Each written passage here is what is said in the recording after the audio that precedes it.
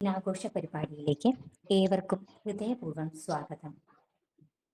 വായനയുടെ മഹത്വം പുതുതലമുറയിലേക്ക് എത്തിക്കുന്നതിനും പുസ്തകങ്ങളോടുള്ള സ്നേഹം വളർത്തുന്നതിനും ഇത്തരം പരിപാടികൾ വലിയ പ്രചോദനമാണ് എന്ന് ഓർമ്മിപ്പിച്ചുകൊണ്ട് ആദ്യം തന്നെ ആദരണീയയായ SNM training college principal in charge doctor Bisni PS മിസ്സിനെ സ്നേഹപൂർവ്വം പരിപാടിയിലേക്ക് സ്വാഗതം ചെയ്യുന്നു. SNM ട്രെയിനിങ് കോളേജ് ലിറ്റററി ക്ലബും ലൈബ്രറി റീഡേഴ്സ് ഫോറവും മലയാള വിഭാഗവും സംയുക്തമായി സംഘടിപ്പിക്കുന്ന വായന ദിനാഘോഷ പരിപാടിയുടെ ടീച്ചർ കോർഡിനേറ്റേഴ്സ് ആയിട്ടുള്ള പ്രൊഫസർ ഡോക്ടർ KS കൃഷ്ണകുമാർ സാറിനെയും ഡോക്ടർ KS ഹീര മാമിനെയും മോണിക്ക മിസ്സിനെയും പരിപാടിയിലേക്ക് സ്നേഹപൂർവ്വം സ്വാഗതം ചെയ്യുന്നു. നമ്മുടെ വായന ദിനാഘോഷ പരിപാടിയിൽ മുഖ്യാതിഥിയായി എത്തിച്ചേർന്നിട്ടുള്ളത് CR ദാസ് സാറാണ്. വായനയും അധ്യാപനവും എന്ന വിഷയത്തിൽ മുഖ്യ പ്രഭാഷണം നടത്തുന്ന ദാസ് സാറിനെ വളരെ സ്നേഹത്തോടെയും ആദരവോടെയും ഈ പരിപാടിയിലേക്ക് സ്വാഗതം ചെയ്യുന്നു. പരിപാടിയുടെ സ്റ്റുഡന്റ് കോർഡിനേറ്റേഴ്സ് ആയിട്ടുള്ള ആദിത്യ ഷാജിനെയും ഐശ്വര്യ TSനെയും ഹൃദയപൂർവ്വം പരിപാടിയിലേക്ക് സ്വാഗതം ചെയ്യുന്നു. ഇന്നത്തെ ഈ പരിപാടിയിൽ നന്ദി അർപ്പിച്ച് സംസാരിക്കുന്ന ഡോക്ടർ അക്ഷയ TSനെയും ഈ പരിപാടിയിലേക്ക് സ്വാഗതം ചെയ്യുന്നു. ഈ പരിപാടിയിൽ പങ്കെടുക്കാനായി ഒത്തുചേർന്നിട്ടുള്ള എല്ലാ അധ്യാപകരെയും അനധ്യാപകരെയും ലോകത്തിന്റെ പലയിടത്തു നിന്നും നമ്മുടെ ഈ വെബിനാറിൽ ജോയിൻ ചെയ്ത് വായനയെയും പുസ്തകത്തെയും സ്നേഹിക്കുന്ന ഓരോരുത്തർക്കും എൻ്റെ ഹൃദയംഗമായ സ്വാഗതം.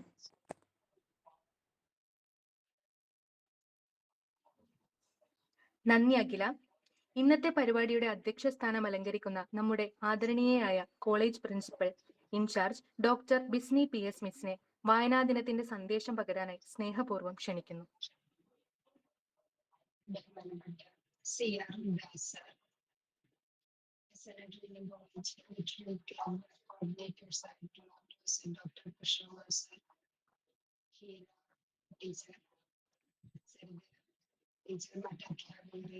പ്രിയപ്പെട്ട കുട്ടികളെ, ദിനാഘോഷത്തിൽ പങ്കെടുക്കുന്ന മറ്റ് ഇന്നത്തെ ദിവസം ജൂൺ 19 വായനാ ദിനമായിട്ട് കേരള സർക്കാർ 1996 ഔദ്യോഗികമായി പ്രഖ്യാപിച്ചു. ടീച്ചറെ, ശബ്ദം കുറച്ചൊരു പ്രശ്നമുണ്ട്. ബിസ്നി ടീച്ചറെ, കേൾക്കുന്നില്ലേ? കുറച്ചൊരു ക്ലാരിറ്റി കുറവുണ്ട്.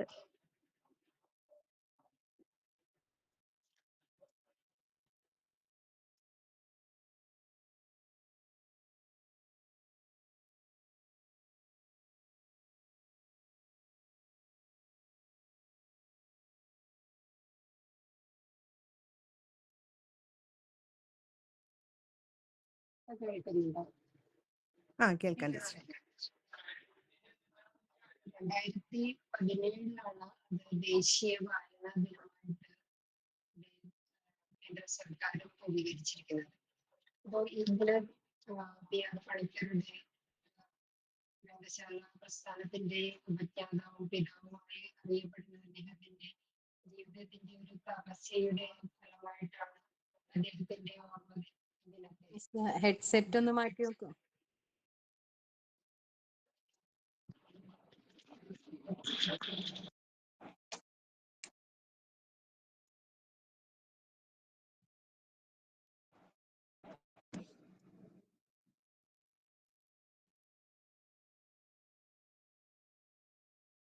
ഓക്കെയോ?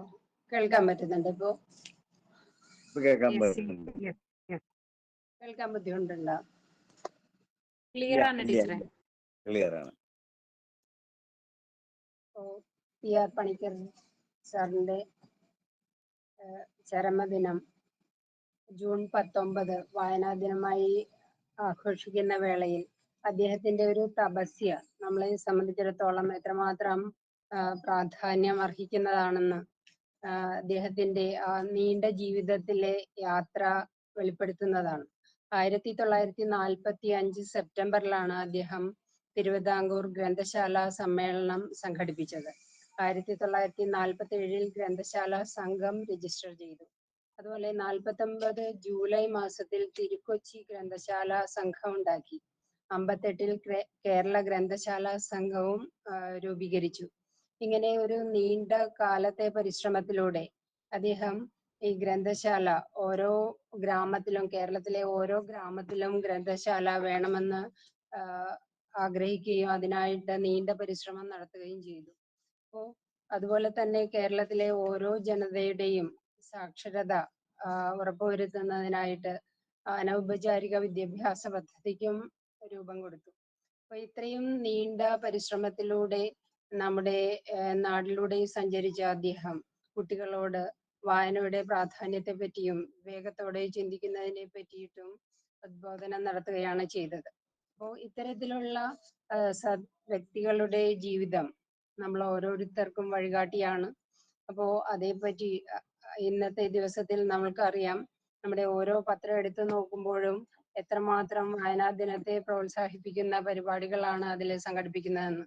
നമ്മൾ അധ്യാപകരാവുന്ന അധ്യാപക വിദ്യാർത്ഥികളാണ് നമ്മുടെ കോളേജിലുള്ളത്. ഓരോരുത്തരും അവരുടെ കൈകളിലൂടെ പോകുന്ന കുട്ടികളുടെ വായനാശീലം വളർത്തുന്നതിന് വേണ്ടി വളരെയേറെ ശ്രമിക്കേണ്ടതാണ്. ഇന്നത്തെ കാലത്ത് സാങ്കേതിക വിദ്യ ഇത്രമാത്രം പുരോഗമിച്ച സമയത്ത് കുട്ടികളോട് അവരുടെ കയ്യിലെ മൊബൈൽ അതല്ലെങ്കിൽ ടെക്നോളജിക്കൽ ഉപകരണങ്ങൾ മാറ്റിവെക്കണമെന്ന് നമുക്ക് പറയാനായിട്ട് സാധിക്കില്ല. അതിന് പകരമായി ആ മാർഗങ്ങളിലൂടെ തന്നെ അവരുടെ വായന വിപുലീകരിക്കുന്നതിനുള്ള മാർഗങ്ങൾ തേടുകയാണ് ചെയ്യേണ്ടത്. അതുകൊണ്ട് തന്നെ ഇ ബുക്സുകള്, അതുപോലെ ഡിജിറ്റൽ ലൈബ്രറി, ഇതിന്റെ എല്ലാം പ്രാധാന്യം ഈ സമയത്ത് കൂടി വരികയാണ്. അപ്പോൾ പഴയ കാലത്ത് നിന്ന് നമ്മൾ മാറി ചിന്തിക്കേണ്ട അവസ്ഥയാണെങ്കിൽ അതിന് നമ്മൾ ഓരോ അധ്യാപകരും തയ്യാറാവേണ്ടതും ഈ അവസരത്തിൽ പ്രാധാന്യം അർഹിക്കുന്ന ഒന്ന് തന്നെയാണ്.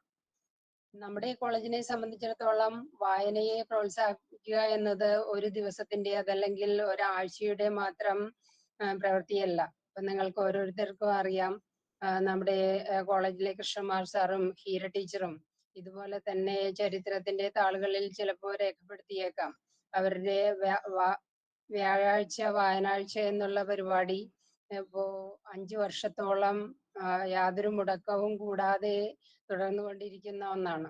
അതില് നമ്മുടെ SNM ട്രെയിനിങ് കോളേജില് പഠിച്ച് കടന്നു പോയിട്ടുള്ള എല്ലാ വിദ്യാർത്ഥികൾക്കും, എല്ലാ അലുമിനി മെമ്പേഴ്സിനും അവരുടെ വായനയെ അത് മറ്റുള്ളവരിലേക്ക് പകരാനായിട്ടുള്ള അവസരം ഒരുക്കി കൊടുക്കുകയാണ്. അത് വളരെയേറെ അഭിമാനത്തോടു കൂടിയാണ് ഈ അവസരത്തിൽ നിങ്ങളോട് ഓരോരുത്തരോടും പറയുന്നത്. അപ്പോൾ ഇത്തരത്തില് അതുപോലെ തന്നെ നമ്മുടെ ലൈബ്രറിയൻ ആയിട്ടുള്ള മോണിക്ക വളരെയേറെ ഉത്സാഹത്തോടു കൂടിയാണ് കുട്ടികളുടെ ഈ വായനശീലം വളർത്തിയെടുക്കുന്നതിന് അതിനുള്ള പലതരത്തിലുള്ള പരിപാടികൾ സംഘടിപ്പിക്കാനായിട്ട് മോണിക്ക വളരെയേറെ ഉത്സാഹം കാണിക്കുന്നുണ്ട്. അപ്പൊ അതിലെല്ലാം സ്ഥാപനത്തിന്റെ ഒരു മേധാവി എന്നുള്ള നിലയിൽ വളരെയേറെ സന്തോഷവും ചാരിതാർത്ഥ്യവും എനിക്ക് തോന്നുന്നുണ്ട്. അപ്പൊ ഈ അവസരത്തിൽ ആ സന്തോഷം കൂടി പ്രകടിപ്പിക്കുന്നു. ഇനിയും ഇന്ന് രാവിലെ ഇതിനായിട്ടുള്ള പ്രതിജ്ഞ സംഘടിപ്പിച്ചു. ആദ്യത്തെ പരിപാടി രാവിലെ തന്നെ ഉദ്ഘാടനം ചെയ്തു. ഇനിയുള്ള തുടർന്നുള്ള ദിവസങ്ങളിൽ ഇതുപോലുള്ള അനേകം പരിപാടികൾ ഇവരെല്ലാം സംഘടിപ്പിക്കുമെന്നും അറിയാം. അതിനെല്ലാം എല്ലാവിധ ആശംസകളും അതുപോലെ തന്നെ എല്ലാവിധ പ്രോത്സാഹനങ്ങളും ഞാൻ ഉറപ്പു കൊടുക്കുകയാണ്. ഇന്നത്തെ ഈ ദിവസത്തിൽ നമുക്ക് മുഖ്യ പ്രഭാഷകനായി വന്നിരിക്കുന്നത് CR ദാസ് സാറാണ്. അദ്ദേഹത്തെ സംബന്ധിച്ചിടത്തോളം അദ്ദേഹം അധ്യാപകൻ, ശാസ്ത്രജ്ഞൻ, സാമൂഹിക സേവകൻ എന്നീ നിലകളിൽ വളരെയേറെ പ്രശസ്തനായിട്ടുള്ള വ്യക്തിയാണ്. അതുപോലെ തന്നെ അദ്ദേഹം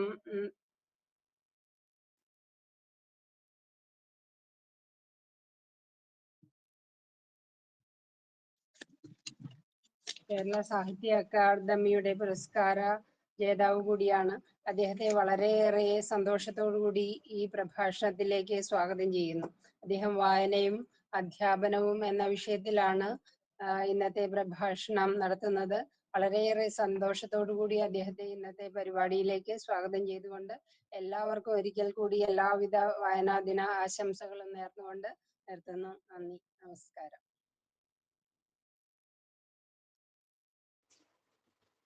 നന്ദി മിസ്. അറിവിന്റെ വിശാല ലോകത്തേക്കുള്ള വാതായനമാണ് വായന. വായനയുടെ മഹത്വവും അധ്യാപനവുമായി അതിനുള്ള അഭേദ്യ ബന്ധവും ചർച്ച ചെയ്യുന്നതിനായി സംഘടിപ്പിച്ചിരിക്കുന്ന ഈ പരിപാടിയിൽ വായനയും അധ്യാപനവും എന്ന വിഷയത്തെക്കുറിച്ച് തന്റെ അറിവും അനുഭവങ്ങളും നമ്മോടൊപ്പം പങ്കുവയ്ക്കാൻ എത്തിച്ചേർന്നിരിക്കുന്നത് ആദരണീയനായ CR ദാസ് സാറാണ്. ദാസ് സാർ തൃശൂർ ജില്ലയിലെ ആറാട്ടുപുഴയിൽ 1943 മാർച്ച് 21 ജനിച്ചു. ചേർപ്പ് ഹൈസ്കൂൾ, പൂനെയിലെ national institute of virology, Kerala കാർഷിക സർവകലാശാല, പാലക്കാട് മുണ്ടൂരിലെ ഗ്രാമീണ സാങ്കേതിക ഗവേഷണ കേന്ദ്രം എന്നിവിടങ്ങളിലെ ജോലി നോക്കി. യുറീക്ക ബാലവേദി സംസ്ഥാന കൺവീനർ, തത്തമ്മ പത്രാധിപ സമിതി അംഗം എന്നീ നിലകളിൽ കുട്ടികളുമായി അടുത്തിടപഴകുവാനും അവരുടെ സർഗപരമായ പ്രവർത്തനങ്ങളിൽ പങ്കാളിയാകുവാനും കഴിഞ്ഞു. പിന്നീട് ദേശാഭിമാനി വാരിക പി നരേന്ദ്രനാഥിനു ശേഷം ഉണ്ണിയേട്ടനായി നാലു വർഷക്കാലം കുട്ടികളുടെ ലോകം പംക്തി കൈകാര്യം ചെയ്തു. ഇന്ത്യയിലെ വിവിധ സംസ്ഥാനങ്ങളിലെ കുട്ടികളെ നേരിൽ കണ്ട് പഠിക്കുവാനും പ്രത്യേകം ശ്രദ്ധിച്ചു. കാർഷിക സർവകലാശാല ജീവനക്കാരുടെ സംഘടനയായ എംപ്ലോയീസ് അസോസിയേഷന്റെ ജനറൽ സെക്രട്ടറിയായും ഇന്ത്യയിലെ സർവകലാശാല ജീവനക്കാരുടെ സംഘടനയായ കോൺഫെഡറേഷന്റെ വൈസ് പ്രസിഡന്റായും പ്രവർത്തിച്ചതിലൂടെ ഇന്ത്യയിലെ എല്ലാ സംസ്ഥാനങ്ങൾ സന്ദർശിക്കുവാനും ജനജീവിതം പഠിക്കുവാനും അദ്ദേഹം ശ്രദ്ധിച്ചു. കുട്ടികൾക്കായി നോവലുകൾ, കഥാസമാഹാരങ്ങൾ, കവിതകൾ, നാടകങ്ങൾ, വിജ്ഞാന ഗ്രന്ഥങ്ങൾ എന്നിങ്ങനെ 80-ലധികം കൃതികൾ പ്രസിദ്ധീകരിച്ചിട്ടുണ്ട്. ഇതിൽ 7 കൃതികൾ ഇംഗ്ലീഷിലേക്കും 4 തമിഴ് ഭാഷയിലേക്കും വിവർത്തനം ചെയ്തിട്ടുണ്ട്. കേരള ശാസ്ത്ര സാഹിത്യ പരിഷത്തിന്റെ തൃശൂരിൽ നടന്ന അഖിലേന്ത്യാ ബാലോത്സവത്തിന്റെ മുഖ്യ സംഘാടകനും കവിതാ വിഭാഗത്തിന്റെ ചുമതലക്കാരനുമായിരുന്നു. കൂടാതെ ഡൽഹിയിൽ വെച്ച് നടന്ന അഖിലേന്ത്യാ ബാലോത്സവത്തിന്റെ ഫാക്കൽറ്റിയിൽ അംഗമായും പ്രവർത്തിച്ചിട്ടുണ്ട്. ലോകത്തിലെ കുട്ടികളെ കണ്ടറിയുക എന്ന ലക്ഷ്യത്തോടെ ദാസ് സാർ ആരംഭിച്ച പദ്ധതിയാണ് ദാസ് മിഷൻ. ഇതിനായി ഇന്ത്യയിലെ എല്ലാ സംസ്ഥാനങ്ങളിലും ഗൾഫ് നാടുകളിലും ആഫ്രിക്കയിലെ യുഗാണ്ടയിലും യുണൈറ്റഡ് സ്റ്റേറ്റ്സിലെ സ്കൂളുകളിലും ദാസ് സാർ പഠന സന്ദർശനങ്ങൾ നടത്തിയിട്ടുണ്ട്. കൂടാതെ വിയറ്റ്നാം, കംബോഡിയ, മലേഷ്യ എന്നീ രാജ്യങ്ങൾ സന്ദർശിച്ച് കുട്ടികളെക്കുറിച്ചും പ്രസ്തുത രാജ്യങ്ങളിലെ കൃഷി, വിദ്യാഭ്യാസം, തൊഴിൽ എന്നിവ പഠിച്ച് പുസ്തകങ്ങൾ രചിച്ചു. ബഹുമാനപ്പെട്ട ദാസ് സാറിനെ സ്നേഹപൂർവ്വം പ്രഭാഷണത്തിന് ക്ഷണിക്കുന്നു.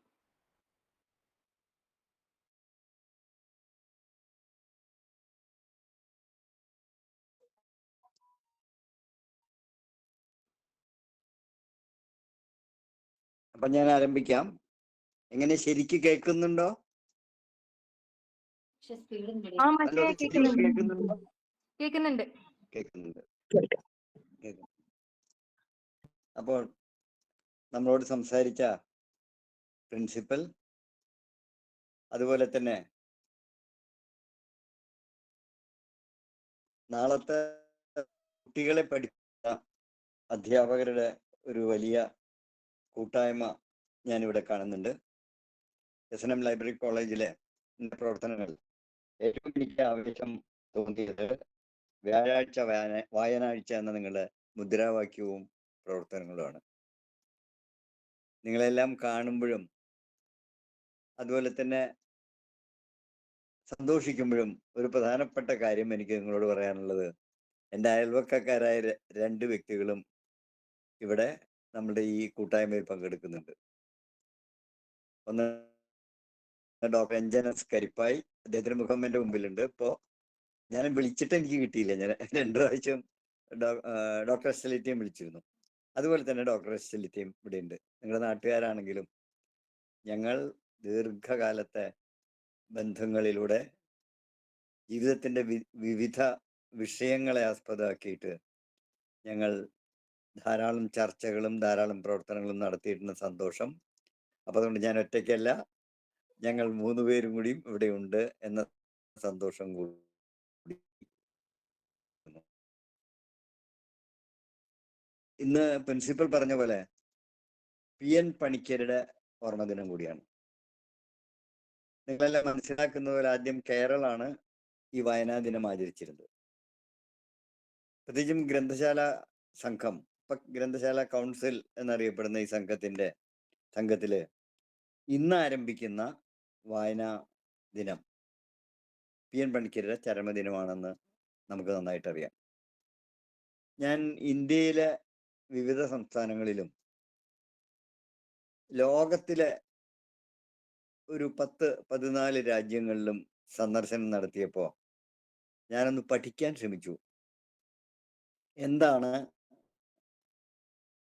എല്ലായിടത്തും വായനയുമായി ബന്ധപ്പെട്ട പ്രവർത്തനം, ലൈബ്രറി പ്രവർത്തനങ്ങൾ എന്ന് പറ്റി. പക്ഷെ അങ്ങനെ ശ്രമിച്ചപ്പോഴാണ് ഓരോ ഗ്രാമങ്ങളിലും ഗ്രന്ഥശാലകളുള്ള, ഗ്രാമീണ വായനശാലകളുള്ള ഒരേ ഒരു സംസ്ഥാനം ലോകത്തിലുള്ളൂ, അതാണ് കേരളം എന്ന് മനസ്സിലാക്കാനായിട്ട് കഴിഞ്ഞു. ഉദാഹരണത്തിന് അമേരിക്കയിൽ ചെല്ലുമ്പോൾ അവിടുത്തെ നഗരങ്ങളിലൊക്കെ ഗ്രന്ഥശാലകളുണ്ട്. ഗ്രന്ഥശാലകൾ തന്നെയല്ല, ബാൺസ് ആൻഡ് നോബിൾസ് പോലെയുള്ള പുസ്തകശാലകളുണ്ട്. അവിടെ പോയാൽ നമുക്ക് അവിടെ ക്യാൻറ്റീൻ ഉണ്ടാവും, ഒരു ചായയും ഒരു കടിയും മേടിച്ച് നമുക്ക് ഇഷ്ടമുള്ള പുസ്തകം ആ വിൽപ്പനശാലയിൽ നിന്ന് വാങ്ങി അവിടെ ഇരുന്ന് വായിക്കാം. കുറച്ച് അവസരം കിട്ടിയപ്പോൾ ഞാനും ബാൺസ് ആൻഡ് നോബിൾസ് പോയി അങ്ങനെ വായിക്കാനായിട്ടുള്ള ഒരു വലിയ ശ്രമം നടത്തുകയുണ്ടായി.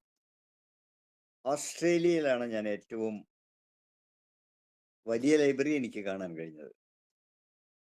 അത് ആ ലൈബ്രറി എന്താ വെച്ചിട്ടുണ്ടെങ്കിൽ അവിടെ വായിക്കാൻ 1500 പേർക്കാണ് കമ്പ്യൂട്ടർ സഹിതം അവസരം ഒരുക്കിയത്.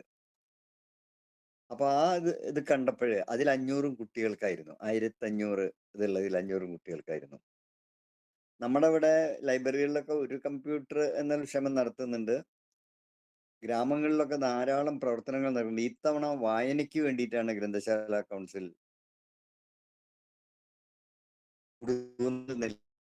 ഈ ഒഴിവുകാല പ്രവർത്തനങ്ങൾ നടത്തിയതെന്നും എനിക്ക് പറയാൻ കഴിയും. അപ്പൊ ഇതിന്റെ ഒരു വലിയ സംഭാവന PN പണിക്കരുടെ ഭാഗത്ത് നിന്നുണ്ടായിട്ടുണ്ട്. നമ്മളുടെ ഈ കൂട്ടായ്മ അവസാനിക്കുന്നത് നമ്മുടെ പ്രിയങ്കരനായ IV ദാസ് മാസ്റ്ററുടെ ജന്മദിനത്തിലാണ് ഇത് അവസാനിക്കുന്നത്. ഇന്ന് മുതൽ കേരളത്തിലെ എല്ലാ ാണ് പുസ്തകങ്ങളുമായിട്ട് നമ്മളുടെ അടുത്ത് വരികയാണ്. ഞാൻ ഇന്ന് 4ാമത്തെ പരിപാടിയിലാണ്. അതൊരു സന്തോഷമായിട്ടുള്ള കാര്യമാണ്.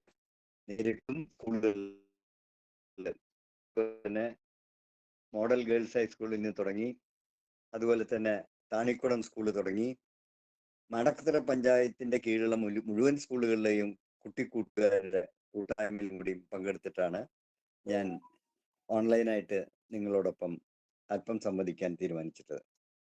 അതുകൊണ്ട് തന്നെ ഒരു പ്രധാനപ്പെട്ട കാര്യം, വായനയും അധ്യാപനവും എന്ന് പറയുമ്പോൾ സത്യം പറയട്ടെ, അധ്യാപകരാണ്. പണിക്കർ സാറ് ഒരു അധ്യാപകനായിരുന്നു.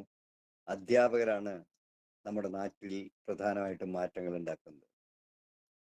പക്ഷേ ഇപ്പൊ നമുക്കറിയാവുന്ന ഒരു കാര്യമുണ്ട്, ജീവിതത്തിന്റെ തിരക്കുകൾക്കിടയിൽ പലപ്പോഴും പകർക്കും വായനയ്ക്ക് വേണ്ടത്ര അവസരം കിട്ടുന്നില്ല. ഞാനിപ്പോൾ കുട്ടികളോട് ചോദിക്കാറുണ്ട്, നിങ്ങൾ പത്രം വായിക്കാറുണ്ടോ? 80%, ചിലയിടങ്ങളിൽ 90% ഇല്ല എന്ന മറുപടിയാണ് നമുക്ക് നൽകുന്നത്. എൻ്റെ പുലരി ചിൽഡ്രൻസ് വേൾഡ് എന്ന ഡോക്ടർ എസ്എലത്തെയും രഞ്ജന സ്കരിപ്പായൊക്കെ അതിൽ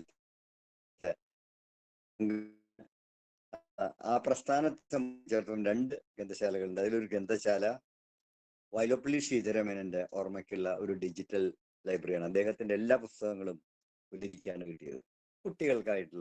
കുട്ടികൾക്കും അമ്മമാരുമായിട്ടുള്ള മറ്റൊരു ഗ്രന്ഥശാല കൂടി ഉണ്ട് എന്ന് നിങ്ങൾ മനസ്സിലാക്കേണ്ടതുണ്ട്. ഞാൻ പറഞ്ഞു വരുന്നത്, ഈ രംഗത്ത്, വായനയുടെ രംഗത്ത് കേരളം നൽകുന്ന സംഭാവനകൾ വളരെ വലുതാണ് എന്ന സന്തോഷം നിങ്ങളെ അറിയിക്കുവാൻ കൂടിയാണ് ഞാനിങ്ങനെ സംസാരിക്കുന്നത്. ഞാൻ വിഷയത്തിലേക്ക് വരുമ്പോൾ, വായനയും അധ്യാപനവും എൻ്റെ ജീവിതത്തെ ഇത്ര സമ്പന്നമാക്കിയത് അത് രണ്ടുമാണ്, വായനയും അധ്യാപനവും. ഞാൻ ആദ്യം പുസ്തകം തേടിപ്പോയത് എൻ്റെ കൊച്ചു ഗ്രാമത്തിലെ, എൻ്റെ ഗ്രാമത്തിന്റെ പേര് ആറാട്ടുപുഴ. ആറാട്ടുപുഴ ഒരു ഉത്സവത്തിന്റെ ഗ്രാമമാണ്. പൂരം, 101 ആനയെ എഴുന്നള്ളിക്കുന്ന പൂരമുള്ള ഉത്സവത്തിന്റെ ഗ്രാമമാണ്. കൃഷിയാണ് പ്രധാനം എല്ലാവർക്കും. അമ്പലവും പള്ളിയും കൃഷിസ്ഥലങ്ങളും സാധാരണ ഗ്രാമീണരുള്ള ഗ്രാമത്തിൽ എനിക്ക് ശങ്കരമാമ എന്ന ഒരു വന്ധ്യവയോധികനാണ് ആദ്യത്തെ പുസ്തകം അമ്പിളിമാമൻ എടുത്തു തന്നത്. അമ്പിളിമാമൻ അന്ന് ചന്താമാമ എന്നൊക്കെ പറഞ്ഞിട്ടുള്ളതുണ്ടായിരുന്നു. ഒരു ഓലക്കുടിലായിരുന്നു ഞങ്ങളുടെ ഗ്രാമത്തിൽ അന്നത്തെ ഗ്രന്ഥശാല എന്നുകൂടി നമ്മൾ മനസ്സിലാക്കേണ്ടതായിട്ടുണ്ട്. ഞാനിപ്പോ പറഞ്ഞു വരുന്നത്, അദ്ദേഹം തന്നെ, ഞാൻ 4ാം ക്ലാസ്സിൽ പഠിക്കുമ്പോൾ ലാ മിസറബിൾസ് അതിന്റെ മലയാള വെർഷൻ പാവങ്ങൾ എടുത്തു തന്നിട്ട് നീ ഇത് വായിക്കണം എന്ന് പറയണ്ടായി. സ്കൂളിന്റെ പടി കാണാത്ത ഒരു മഹാനായ വ്യക്തിയായിരുന്നു ശങ്കരമാമ എന്നുകൂടി എനിക്ക് നിങ്ങളോട് പറയേണ്ടി വരും. അപ്പൊ നമ്മുടെ ഗ്രാമങ്ങളിൽ ആ രീതിയിലുള്ള ഒരു നല്ല പ്രവർത്തനവും കഴിഞ്ഞ കാലത്തുണ്ടായിരുന്നു. നമ്മുടെ കവികളും നമ്മുടെ കഥാകൃത്തുക്കളും വിദ്യാഭ്യാസ രംഗത്തും മറ്റും പ്രവർത്തിക്കുന്നവരും അധ്യാപകരും ഒക്കെ തന്നെ വായനാ ലോകത്തിലൂടെയാണ് ഈ നിലയിലെത്തിയിട്ടുള്ളത്. ഇന്നത്തെ കാലത്താണെങ്കിലോ അതിന് വലിയ പ്രസക്തിയും പ്രത്യേകതയുണ്ട്. നിങ്ങൾക്കറിയാലോ, ഇപ്പോ ഈ വായനാ ദിനത്തിലും ഒരു പ്രഖ്യാപനം വന്നിട്ടുണ്ട്. നമ്മുടെ മക്കളിൽ പലരും സ്കൂൾ വിട്ട് വന്നാൽ നേരെ ഒന്ന് നമ്മുടെ മൊബൈലും എടുത്തുകൊണ്ടാണ്. ആ മൊബൈലും എടുത്തുകൊണ്ട് ഓടി പിന്നെ അവരെ കാണാൻ കിട്ടുക കൂടി വിഷമാണ്. അതുകൊണ്ടാണ് ഇന്നിപ്പോ ഇന്ത്യയിൽ പല ദിക്കിലും സ്കൂൾ കുട്ടികൾക്ക് മൊബൈൽ നിരോധിക്കുക എന്ന സ്ഥിതിയിലേക്ക് ഒരു വന്നിട്ടുണ്ട്. അതൊരു ബോധവൽക്കരിച്ചുകൊണ്ട് ചെയ്യാൻ കഴിയുന്ന രീതിയിൽ ഈ സാങ്കേതിക വിദ്യയെ കൊണ്ടുപോകേണ്ടി വരും എന്നാണ് എനിക്ക് പറയാനുള്ളത്. വായനയും അധ്യാപനവും വരുമ്പോൾ അതിലൊരു ഭാഗം ആൾക്കാരും കൂടി വരണം. ഇതിൽ 3 ആൾക്കാരെ ഉൾപ്പെടുത്തേണ്ടതായിരുന്നു എന്ന അഭിപ്രായം എനിക്കുള്ളത്. വായനയും അധ്യാപനവും എന്നുള്ളതില് രക്ഷാകർത്താക്കളും കൂടി വേണം. നമ്മുടെയൊക്കെ കുട്ടിക്കാലത്ത്, എൻ്റെ മുമ്പിലിരിക്കുന്ന നിങ്ങളുടെയൊക്കെ കുട്ടിക്കാലത്ത് രാത്രി അത്താഴമുണ്ണാനിരിക്കുമ്പോൾ എല്ലാവരും കൂടിയിരുന്ന് പരസ്പരം കുറ്റവും നന്മയും പറഞ്ഞുകൊണ്ടാണ് നമ്മളെ ശുദ്ധീകരിക്കാനുള്ള ശ്രമം നടക്കാറുള്ളത്. പക്ഷെ ഇപ്പോഴത്തെ കുട്ടികൾ എങ്ങനെ ഭക്ഷണം കഴിക്കുന്നു, എങ്ങനെ ഉറങ്ങുന്നു, എങ്ങനെ സമയം ചിലവഴിക്കുന്നു, ആരെങ്കിലും TV-യിലെ വാർത്തകൾ കേൾക്കാറുണ്ടോ എന്ന് തുടങ്ങിയ കാര്യങ്ങളൊക്കെ അധ്യാപകർ വിലയിരുത്തേണ്ട ഒരു അവസരമാണ്. അതുകൊണ്ടാണ് ഈ കൂട്ടായ്മയിൽ കേവലം അധ്യാപകരും വിദ്യാർത്ഥികളും മാത്രമല്ല, ഈ കൂട്ടായ്മയിൽ രക്ഷാകർത്താക്കളും പങ്കുചേരുമെന്നാണ് നിങ്ങൾ തീരെക്കടക്കുള്ള ആൾക്കാർ എന്നെ അറിയിച്ചിട്ടുള്ളത്. അപ്പൊ അതുകൊണ്ട് അങ്ങനെയുള്ളൊരു കൂട്ടായ്മയ്ക്ക് വേണ്ടി ഈ അവസരം കൊടുക്കുമ്പോൾ നമ്മൾ മനസ്സിലാക്കേണ്ട ഒരു കാര്യം, ഇപ്പൊ ഞങ്ങളൊക്കെ സ്കൂളിൽ പഠിപ്പിക്കുമ്പോഴും ഒരു പ്രധാനപ്പെട്ട കാര്യം, സ്കൂളിലൊരു ഗ്രന്ഥശാല ഉണ്ടാവും, ലൈബ്രറി ഉണ്ടാവും. ആ ലൈബ്രറിയുടെ പുസ്തകങ്ങൾ ചിലപ്പോൾ കുട്ടികളെ അടിച്ചേൽപ്പിക്കാറുണ്ട്. കുട്ടിക്ക് ഇഷ്ടപ്പെട്ട പുസ്തകങ്ങൾ കിട്ടാറില്ല. വർഷത്തിൽ ഒരു പുസ്തകം വായിക്കാൻ സമയം കിട്ടിയാൽ ഭാഗ്യം എന്നാണ് ആ കാലഘട്ടങ്ങളിൽ കരുതി. അതിനെ അതിജീവിക്കാനാണ് നമ്മുടെ ഗ്രാമീണ ഗ്രന്ഥശാലകൾ സഹായിച്ചത് എന്ന് എനിക്ക് നിങ്ങളോട് പറയാൻ കഴിയും. എങ്കിലും ഞാൻ നിങ്ങളോട് പറയട്ടെ, എൻ്റെ പുസ്തകമടക്കം ഈ കേരളത്തിലെ കുറച്ച് മലയാളം പുസ്തകങ്ങൾ മെൽബൺ ഓസ്ട്രേലിയയിലെ ഒരു പ്രധാന നഗരമാണ്. മെൽബണിലെ ഗ്രന്ഥശാല, ആ ഗ്രന്ഥശാലയിലേക്ക് കയറുമ്പോഴാണ് ഞാൻ നിങ്ങളോട് പറഞ്ഞ 1500 പേര് ഇരുന്ന് വായിക്കുകയാണ്. അതിൽ 500ഉം കുട്ടികളാണ് എന്ന് നിങ്ങൾ മനസ്സിലാക്കേണ്ടതുണ്ട്. ലോകത്തിലെ എല്ലാ ഭാഷകളിലുള്ള പുസ്തകങ്ങൾ കൊണ്ടുവരാൻ ശ്രമിക്കുമ്പോഴും ഞാൻ അന്വേഷിച്ചു മലയാള പുസ്തകങ്ങളുണ്ടോ എന്ന്. ഇല്ല എന്ന മറുപടിയാണ് കിട്ടിയത്. എൻ്റെ കയ്യിലുള്ള മലയാളം പുസ്തകങ്ങൾ കൊടുത്തിട്ട് മലയാളി സമാജങ്ങളോട്, അവരും വളരെ സ്നേഹത്തോടെയാണ് എൻ്റെ അടുത്ത് വന്നിരുന്നത്. അവിടുത്തെ മലയാളി സമാജത്തോട് ഞാൻ പറഞ്ഞു, കൂടുതൽ മലയാളം പുസ്തകങ്ങൾ നമുക്കവിടെ കൊണ്ടുവയ്ക്കണം എന്നും പറയണ്ടായി. അപ്പം അതുകൊണ്ട് വിദ്യാർത്ഥികളും അധ്യാപകരും വായനയും രക്ഷാകർത്താക്കളും എന്ന വിഷയത്തെയാണ് സത്യത്തിൽ നമ്മളിപ്പോൾ ചർച്ച ചെയ്യേണ്ടത് എന്ന് ഞാൻ നിങ്ങളോട് പറയുകയാണ്. ഇത്തരം കൂട്ടായ്മകൾ നടത്തുന്നു എന്നതിൽ SNM ലൈബ്രറി കോളേജിനെ ഞാൻ അഭിനന്ദിക്കുകയും ചെയ്യുന്നു. ഇങ്ങനെ കുട്ടികളുടെ അടുത്തേക്ക് ചെല്ലുമ്പോൾ, ഇപ്പം അറിയാം, ഞാനിപ്പോ എല്ലാ സ്കൂളുകളിലും ചെല്ലുമ്പോൾ ഒരു പ്രത്യേകത, മലയാളം നമ്മളുടെ മാതൃഭാഷ കുട്ടികൾക്ക് നന്നായിട്ട് അറിയാം.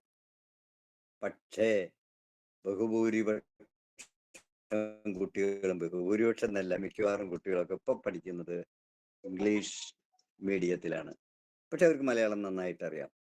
അപ്പൊ എന്തായാലും ശരി, ആ ഇംഗ്ലീഷ് മീഡിയത്തിൽ പഠിക്കുന്ന കുട്ടികളോട് നമ്മൾ പറയാറുണ്ട്, എല്ലാവരും പറയാറുണ്ട്, അധ്യാപകരും പറയാറുണ്ട്, രക്ഷാകർത്താക്കളും പറയാറുണ്ട്, എന്താണ്, കുഞ്ഞുണ്ണി മാഷെ പറ്റി പറയുമ്പോൾ നമ്മൾ എന്താ പറയാറ്? വായിച്ചാലും വളരും, വായിച്ചില്ലെങ്കിലും വളരും, വായിച്ചാൽ വിളയും, വായിച്ചില്ലെങ്കിൽ വളയും. അതിപ്പോഴും എല്ലാവരും പറഞ്ഞുകൊണ്ടേയിരിക്കുന്നുണ്ട്. ഞാൻ നിങ്ങളോട് ഒരു വലിയ സന്തോഷ വാർത്ത നിങ്ങളോട് പറയാണ്. നമ്മൾ ഏറ്റവും അധികം സന്തോഷത്തോടെ ഓർക്കേണ്ടത് ഉള്ളൂർ എസ് പരമേശ്വരയ്യരെയാണ്. ഞാൻ ഇന്ന് പോയ സ്കൂളിലൊക്കെ നമ്മുടെ കുട്ടികളോട് ചോദിച്ചു, നിങ്ങൾക്ക് ഉള്ളൂർ എഴുതിയ ഒരു കവിത അറിയുമെന്ന്. കുട്ടികൾ ആ കവിത മാത്രമേ അറിയുന്നുള്ളൂ. വേറെ കവിതകൾ അവർക്ക് ചെല്ലാൻ കഴിഞ്ഞു എന്ന് വരില്ല. കാക്കേ കാക്കേ കൂടെവിടെ കൂട്ടിനകത്തൊരു കുഞ്ഞുണ്ടോ എന്ന് തുടങ്ങുന്ന ആ പാട്ട്, അതിൽ ആ കുട്ടികളുടെ വികാരം അവസാനം ഉള്ളൂർ എങ്ങനെ എത്ര ഭംഗിയായിട്ടാണ് വിവരിച്ചിട്ടുള്ളത് നിങ്ങൾക്കറിയാം.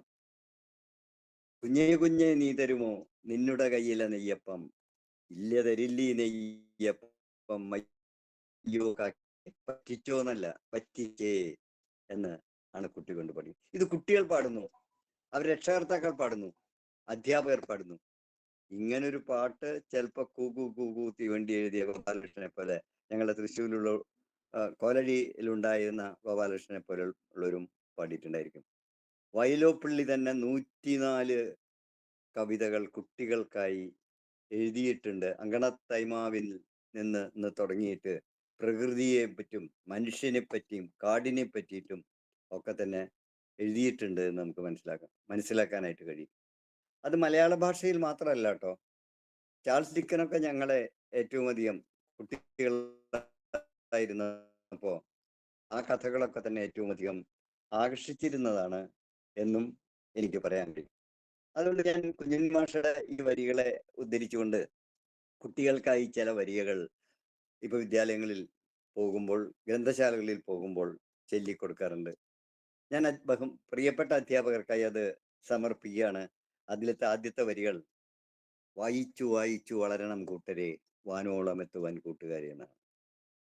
വായിച്ചു വായിച്ചു വളരണം കൂട്ടരെ വാനോളം എത്തുവാൻ കൂട്ടുകാരെ. അന്ന് ഞങ്ങൾക്ക് വായിച്ചു വാനോളം എത്തുന്നതിനെ പറ്റി ചിന്തിക്കാൻ കഴിയുന്നില്ല. അമ്പിളിമാമിനെ പറ്റിയിട്ട് നമുക്കറിയാം. അമ്പിളിമാമ കുടവയറ അമ്പൊടു താഴെ വരില്ലേ നീ എന്നാണ് ഞങ്ങൾ അമ്പിളിമാമനോട് ചോദിച്ചിരുന്നത്. പക്ഷേ അമ്പിളിമാമനും സൂര്യനും നക്ഷത്രങ്ങളും അക്കാലത്ത് നമ്മളുടെ കാഴ്ചകളിൽ ഉണ്ടായിരുന്നു. പക്ഷെ ഇന്ന് നമ്മുടെ മക്കളെ നമ്മൾക്ക് കൊണ്ടുചെന്ന് എത്തിക്കേണ്ടത് പ്രപഞ്ചത്തിലേക്കാണ്. യൂണിവേഴ്സ്, പ്രപഞ്ചത്തിലേക്കുമല്ല യൂണിവേഴ്സസ്, പ്രപഞ്ചങ്ങളിലേക്ക് എത്തിക്കണം. ഇവിടെ ഞാൻ കുട്ടികളുമായിട്ട് ബന്ധപ്പെടുമ്പോൾ സ്കൂളുകളിൽ പോകുമ്പോൾ ISRO എന്നുള്ള പേര് ഒരു 4-5 കുട്ടികൾക്കറിയാം. ഞാൻ ആദ്യകാലത്ത് നാസയിൽ പോയപ്പോ, അതായത് അമേരിക്കയില് നാസയിൽ പോയപ്പോൾ കണ്ട കാഴ്ച എന്നെ കോരിത്തെരിപ്പിച്ചു. ഇവിടെ ISRO ചെല്ലുമ്പോൾ എനിക്ക് പോലും കടന്നു ചെല്ലാൻ കഴിയാത്ത അവസ്ഥയായിരുന്നു. ഇപ്പൊ കടത്തി വിട്ടു തുടങ്ങിയിട്ടുണ്ട്. പക്ഷെ നാസയിൽ ചെന്നപ്പോ വരുന്ന കുട്ടികളെ ഒന്നും നോക്കാതെ അവരെ ഉള്ളിലേക്ക് കടത്തി അവരെ ഇത്തരം കറങ്ങുന്ന യാനങ്ങളിൽ സഞ്ചരിപ്പിക്കുന്ന വളരെ രസകരമായിട്ടുള്ള, അതുകൊണ്ട് ഞാൻ എന്നുള്ള പുസ്തകം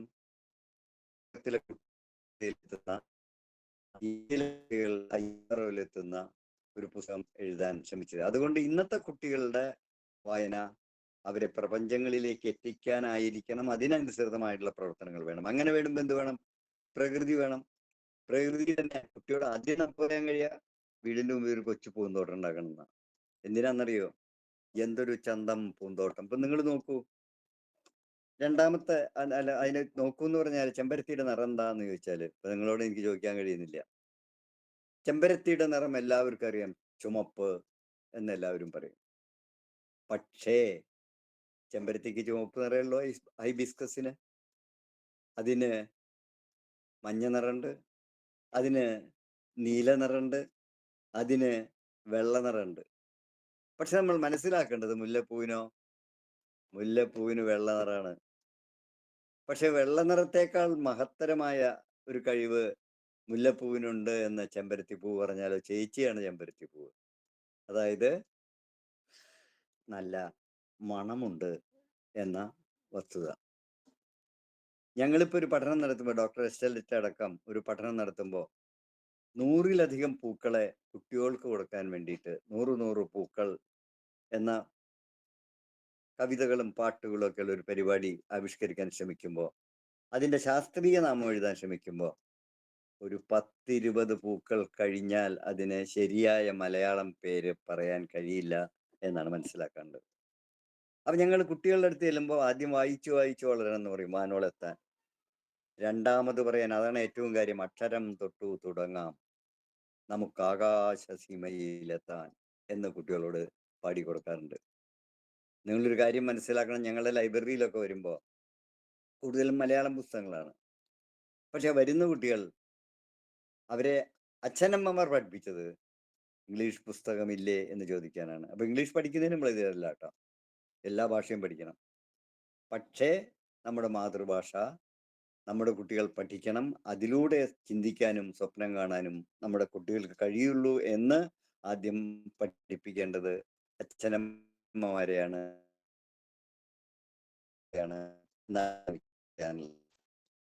അതിലും അനുഭവങ്ങളുടെ വെളിച്ചത്തിൽ കുട്ടികളുമായി ബന്ധപ്പെട്ട് ഉയർത്തിയെടുക്കാൻ എനിക്ക് കഴിഞ്ഞിട്ടുണ്ട്. അതാണ് ഏറ്റവും പ്രധാനപ്പെട്ട വാക്കുകൾ. അറിവിന്റെ കേദാരഭൂവിൽ വിളയുന്ന കനിയാണ് ജീവിതം കൂട്ടുകാരെ എന്ന്. ആ കനിയാണ് നമ്മളെ എല്ലാ ദിക്കിലെത്തിക്കുന്നത്. ഈ 3 പാട്ടുകളും കുട്ടികൾക്ക് പാടിക്കൊടുത്തുകൊണ്ടാണ് വായനയുടെ ലോകത്തിലേക്ക് അവരെ തള്ളിവിടാൻ കഴിയുക എന്ന് എനിക്ക് എൻ്റെ അനുഭവങ്ങളുടെ വെളിച്ചത്തിൽ കഴിയും. വിളയുന്ന ആ ജീവിതത്തെ മെച്ചപ്പെടുത്താൻ, നോളജ്, അറിവ് വർദ്ധിപ്പിക്കാൻ നമുക്ക് കഴിയണം എന്നുള്ളതാണ്. അങ്ങനെ വരുമ്പോഴാണ് ഇപ്പൊ ഞാൻ പറയട്ടെ, നമ്മുടെ നാട്ടില് അങ്കണവാടി കുട്ടികൾക്ക് വേണ്ടിയിട്ട് ഒരു സംവിധാനം ഉണ്ടാക്കിയിരുന്നു. ആ സംവിധാനം ഉണ്ടാക്കിയതിന് കുട്ടികൾക്ക് കഥയും കവിതയും കുട്ടികൾക്ക് കൊടുക്കണം, ചിത്രങ്ങൾ കുട്ടികളെ കാണിക്കണം. അങ്ങനെ വർണ്ണക്കൂടാരം എന്നാണ് അതിന് പേരിട്ടത്. പക്ഷെ ആ വർണ്ണക്കൂടാരം ഉദ്ഘാടനം ചെയ്യാൻ പോകുമ്പോഴാണ് മനസ്സിലാക്കുന്നത് വർണ്ണക്കൂടാരങ്ങൾക്ക് ഉള്ളിൽ അതിനു വേണ്ടിയുള്ള ആയുധങ്ങൾ, അതിനുവേണ്ടിയുള്ള ഉപകരണങ്ങൾ അവിടെ ഇല്ല. അവിടെ പ്രധാനം നമ്മളൊക്കെ പറഞ്ഞു തരാൻ ശ്രമിച്ചത് ഇതാണ്, കഥയും കവിതയും കുട്ടികൾക്ക്. പുലരി ചെയ്തിട്ടുണ്ട്.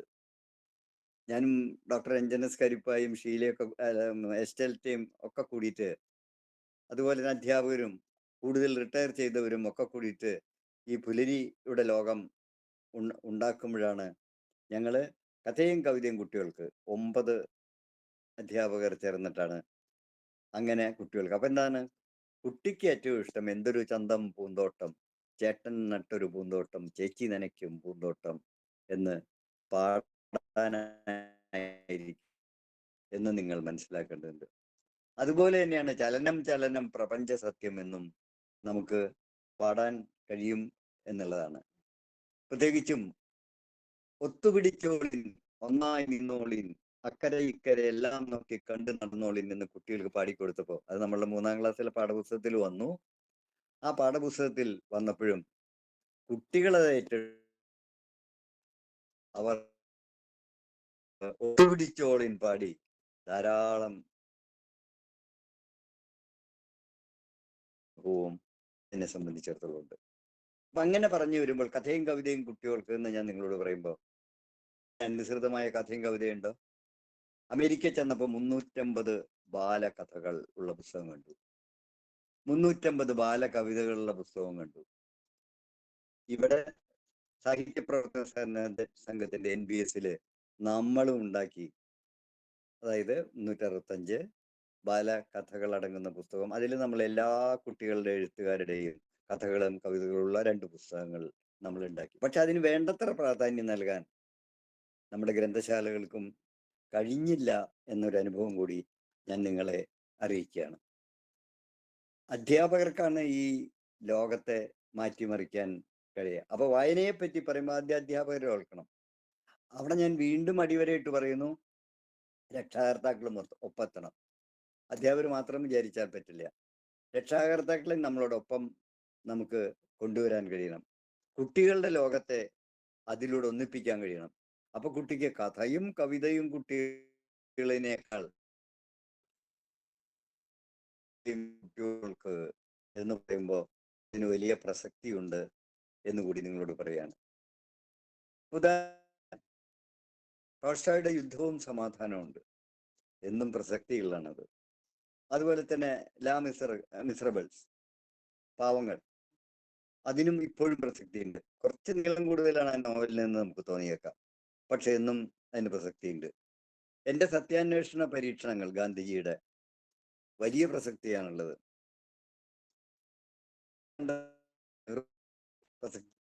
എനിക്ക് ഏറ്റവും പ്രസക്തി തോന്നിയ ഒന്നാണ് ചാൾസ് ഡിക്കൻസ് എന്ന എഴുത്തുകാരൻ, അതുപോലെ നമ്മുടെ കുഞ്ഞുണ്ണി മാഷ്.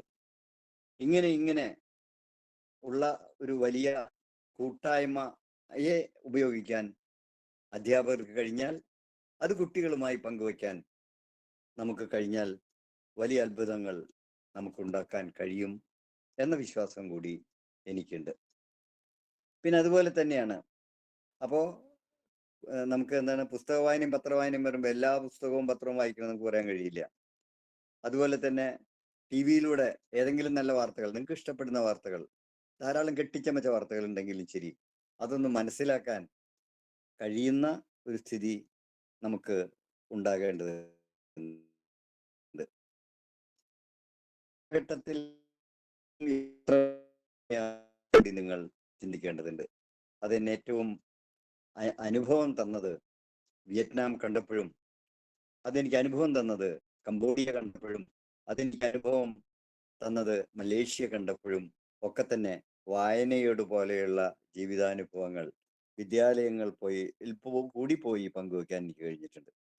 ഇപ്പോ സ്വപ്നവും ചിന്തകളും പ്രതീക്ഷകളും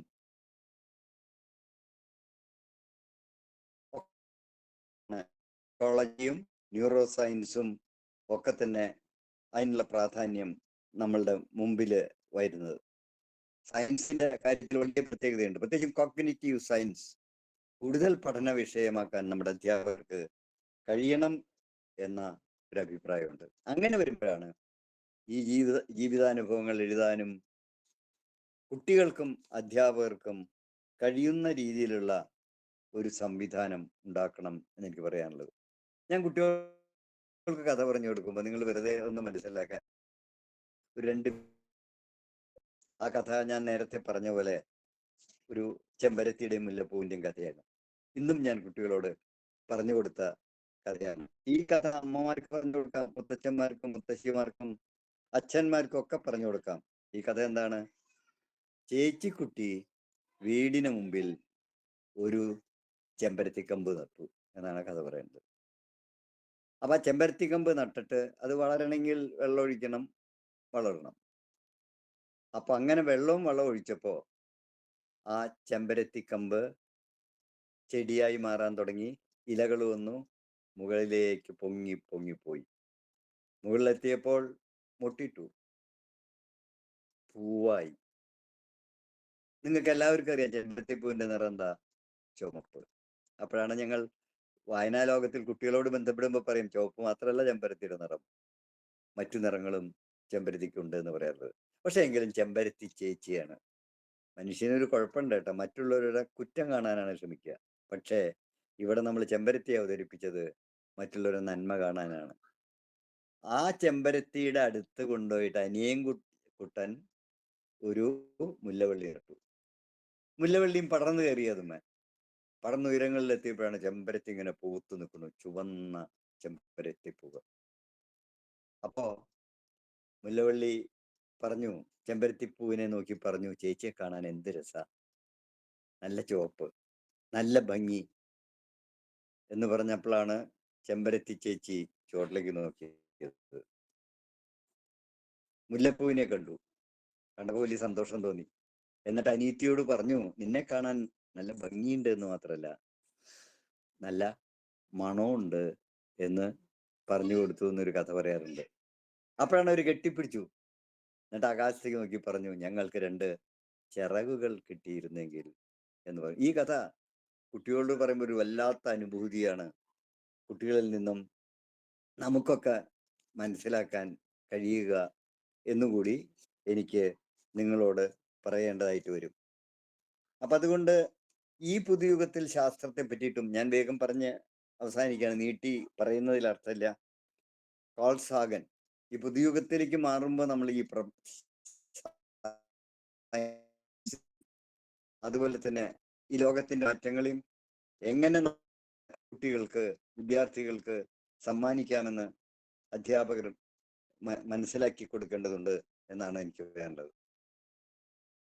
ശാസ്ത്രം അത് വളരെ ഗൗരവപൂർവം അധ്യാപകർ, രക്ഷാകർത്താക്കൾ ഒക്കെ പഠിച്ചേ പറ്റൂ എന്നാണ് എനിക്ക് പറയാനുള്ളത്. അതിന്റെ പ്രപഞ്ചത്തിന്റെ ഉൽപ്പത്തി കാൾ സാഗൻ, അതുപോലെ തന്നെ ഡെമൺസ് ഹോണ്ടഡ് വേർഡ്സ്, അന്ധവിശ്വാസങ്ങൾക്കെതിരെയുള്ള പ്രവർത്തനങ്ങൾ, അന്യഗ്രഹ ജീവികളെ കുറിച്ചുള്ള പഠനങ്ങൾ. തമാശയ്ക്ക് ഒരു കുട്ടി ആ ഗ്രഹത്തിൽ ചേച്ചി വന്നിട്ടാണ് കേട്ടോ ഈ പേടകത്തിൽ കൊണ്ടുപോയത്. അങ്ങനെ പോകുമ്പോൾ എങ്ങനെ പോകുന്നു എന്നുള്ള കാര്യങ്ങളൊക്കെ അത് വിവരിച്ച അവസാനം ആ ഗ്രഹത്തിൽ ചെന്നിറങ്ങുമ്പോഴുള്ള തമാശ എന്താണെന്നറിയോ? സ്കൂളിലെ, ഞാൻ ഹിമാചൽ പ്രദേശിലെ സ്കൂളിൽ പോയപ്പോ കണ്ട കാഴ്ചയാണ് ഇത്. അവർക്ക് ഇപ്പോഴും ഫ്ലൈറ്റ് ഉണ്ട് കേട്ടാ.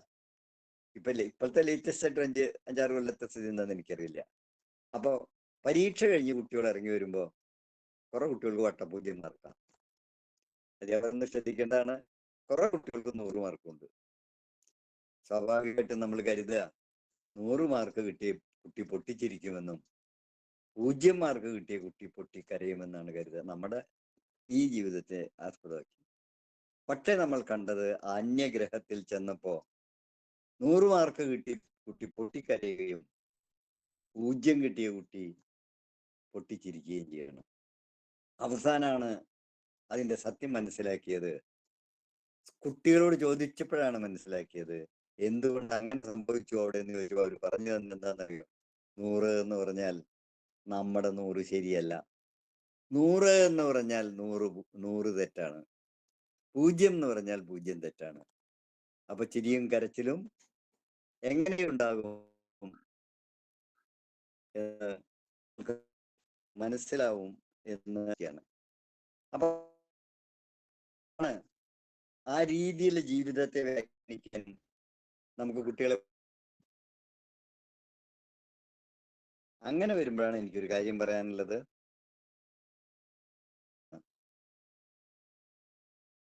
സഞ്ചരിച്ചില്ല. അപ്പൊ അന്ന് മണിക്കൂർ നടന്നും കഷ്ടപ്പെട്ടും ഒക്കെയാണ് അന്ന് ഈ പ്രവർത്തനങ്ങൾ നടത്തിയത് എന്ന് നിങ്ങൾ മനസ്സിലാക്കണം. ആദ്യം കേരളത്തിന്റെ വായനാ ദിനമായിരുന്നു. ഇന്ന് PN പണിക്കരുടെ ചരമദിനം ഇന്ത്യയുടെ ദേശീയ വായനാ ദിനമായി തീരുമാനിച്ചിട്ടുണ്ട് എന്ന സന്തോഷം കൂടി നിങ്ങളെ അറിയിക്കുന്നു. അതിൽ ഈ വായനാ വാരത്തിനും വലിയ പ്രസക്തി ഉണ്ട് എന്ന് നിങ്ങൾ മനസ്സിലാക്കേണ്ടതുണ്ട്. Learning is A life long journey that opens minds, inspires innovation and builds A better world through service and compassion എന്ന് നിങ്ങൾ മനസ്സിലാക്കേണ്ടതായിട്ടുണ്ട്. അപ്പൊ അതുകൊണ്ടാണ് എനിക്ക് പറയാനുള്ളത്, ലിറ്ററേച്ചറിലൂടെ, അതുപോലെ തന്നെ കഥ, കവിത, വര, ഇതുപോലെയൊക്കെയുള്ള രീതിയിലൂടെ നമുക്ക് മെച്ചപ്പെട്ട വിദ്യാഭ്യാസം, മെച്ചപ്പെട്ട വായനാശീലം, മെച്ചപ്പെട്ട ജീവിതാനുഭവങ്ങൾ ഇതൊക്കെ ഉണ്ടാക്കാനായിട്ട് കഴിയും എന്ന് നിങ്ങൾ മനസ്സിലാക്കുക. നിങ്ങൾ കുട്ടികളോട് പറഞ്ഞോളൂ, അധ്യാപകർ കുട്ടികളോട് പറഞ്ഞോളൂ, രക്ഷാകർത്താക്കളെ മക്കളോട് പറഞ്ഞോളൂ. പറയേണ്ടത് എന്താണ്? എന്തിനാണ് വിദ്യാഭ്യാസം എന്ന് ചോദിച്ചാൽ വിദേശത്ത് പോയി ജോലി നേടാൻ എന്ന് പഠിപ്പിക്കുന്ന ആൾക്കാരുണ്ടാകാം. പക്ഷേ നമുക്ക് knit the world through literature എന്ന മുദ്രാവാക്യം ഉയർത്തേണ്ടതുണ്ട്. ലോകത്തെ സാഹിത്യത്താൽ തുന്നിച്ചേർക്കുക. ലോകത്തെ സാഹിത്യത്താൽ തുന്നിച്ചേർക്കുക. അപ്പോൾ എന്തുണ്ടാവും? സ്നേഹം, ദയ, കാരുണ്യം എന്നിവ നമുക്ക് ലഭിക്കും. നിങ്ങൾ മനസ്സിലാക്കേണ്ടതായിട്ടുണ്ട് എന്നാണ് എനിക്ക് പറയാനുള്ളത്. എല്ലാ പ്രസംഗവും ഞാൻ തന്നെയായി നടത്തുന്നതിൽ യാതൊരു അർത്ഥവുമില്ല. നിങ്ങളുടെ അഭിപ്രായങ്ങൾ കേൾക്കുമ്പോഴാണ് കൂടുതൽ അതിനു വേണ്ടിയിട്ടുള്ള കനിയാണ് ജീവിതം കൂട്ടുകാരെ എന്നുള്ള നിങ്ങളിൽ നിന്നും ലഭിക്കുന്ന കനികളും സന്തോഷം ഉണ്ടാക്കും. എന്തായാലും ഈ വലിയ കൂട്ടായ്മയിൽ കഴിയുന്നു എന്ന സന്തോഷം നിങ്ങളോട് പറയുമ്പോൾ തന്നെ അതിലും വലിയ സന്തോഷം ഈ വായനാ മാസത്തിൽ കുട്ടികളുമായി സംവദിക്കാൻ, അവരുടെ അധ്യാപകരുമായി സംവദിക്കാൻ, കുറച്ചേ രക്ഷാകർത്താക്കളുമായിട്ട് സംവദിക്കാൻ അവസരം കിട്ടാറുള്ളൂ. പക്ഷെ നമ്മളുടെ ഗ്രന്ഥശാലകളിലൂടെ നമുക്ക് ആ അവസരം കൂടി നേടിയെടുക്കാനുള്ള വലിയ ശ്രമം നടത്തണമെന്ന് പറയുമ്പോൾ 2 കാര്യം ഈ വായനാവർഷത്തിൽ നമുക്ക് ഒരു ശപഥമെടുക്കാൻ ഉണ്ടായുണ്ട്. അമേരിക്കയിൽ പോയപ്പോഴാണ് ആദ്യം കണ്ടത് ക്ലാസ് മുറികളിൽ ഗ്രന്ഥശാലകൾ. അതിനെ വളരെ ആഴത്തിൽ പഠിക്കാൻ കഴിഞ്ഞു, അത് വളരെ നല്ലതാണെന്ന് തോന്നി. പക്ഷെ നമ്മുടെ ക്ലാസ് മുറികൾ, ഇന്ന് പോയ സ്കൂളിന്റെ ക്ലാസ് മുറികളിലും ഒരു കൊച്ചു ഗ്രന്ഥശാലയിൽ 4 പുസ്തകം ഇരിക്കുന്ന ഞാൻ കണ്ടു. പക്ഷേ നിങ്ങളോട് പറയാനുള്ള എന്താ വെച്ചാൽ, അവിടുത്തെ ഗ്രന്ഥങ്ങൾ കുട്ടികൾ തിരഞ്ഞെടുക്കണം. നിങ്ങൾ കുട്ടികളോടൊപ്പം പൊക്കോളൂ. കുട്ടികൾ തിരഞ്ഞെടുത്ത് വെക്കണം.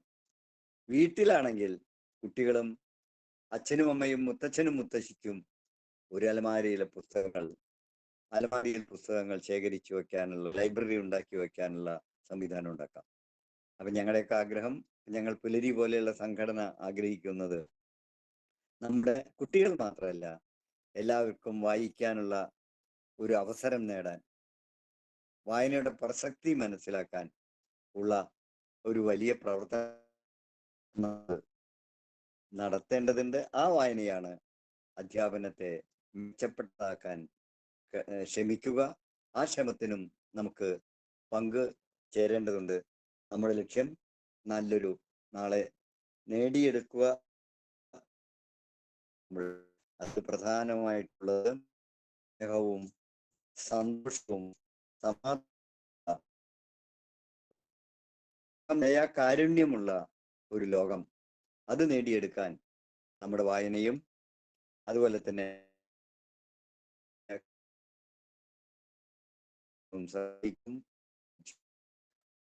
കവിതയും ആശയം കുട്ടികളിൽ വലിയ മാറ്റം അവർക്ക് ശരിയായ കഴിക്കും എന്ന് മാത്രം പറഞ്ഞു. നിങ്ങൾ ഇഷ്ടപ്പെട്ടതിനാൽ 5-10 മിനിറ്റ് ഞാൻ കൂടുതലായി ക്ഷമിക്കാം. വായനയും അധ്യാപനവും നിങ്ങളുടെ അഭിപ്രായം. നന്ദി.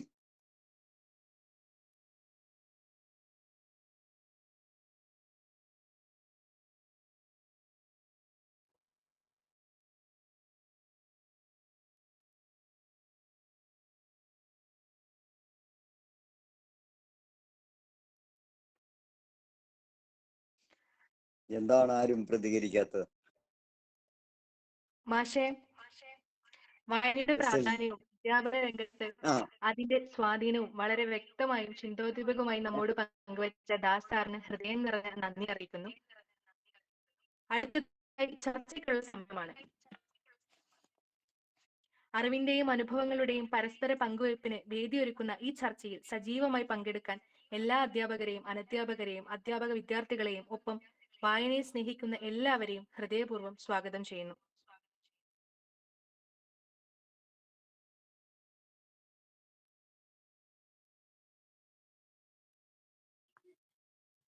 ഡോക്ടറെ, ഞാൻ വായനയും അത് പുസ്തകങ്ങളെയൊക്കെ സ്നേഹിക്കുന്ന ഒരാളാണ്.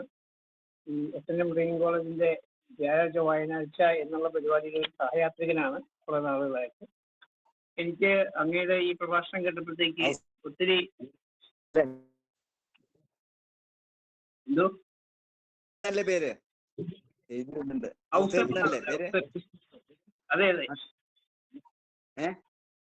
അതെ സാറേ, ഔസേപ്പ് എന്നാണ് പേര്. പറഞ്ഞോളൂ. എനിക്ക് അങ്ങനെയും മഹത്തായ സന്ദേശം കേട്ടപ്പോഴത്തേക്ക് ഒത്തിരി സന്തോഷവും ആത്മഹർഷമൊക്കെ തോന്നി.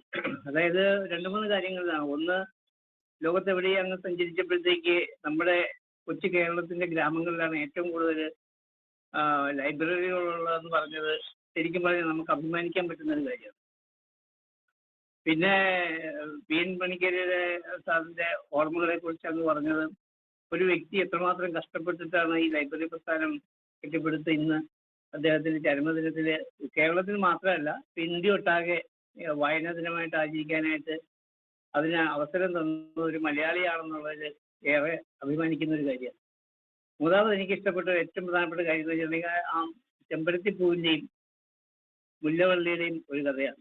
അപ്പൊ അതില് ചെമ്പരത്തിപ്പൂ വളർന്നങ്ങനെ വലുതായി പോകുമ്പോൾ അതിനെ ആ കുട്ടികൾ അതിനെ പരിപാലിച്ച് അത് മൊട്ടിട്ട് വളർന്ന് മൊട്ടിട്ട് പൂവാകുമ്പോഴത്തേക്ക് അതിനകത്ത് ചേർന്ന് നിൽക്കുന്ന ആ മുല്ലപ്പൂവിനെ നോക്കി അതിന് കുശുമ്പും കുന്നായ്മയൊന്നുമല്ല.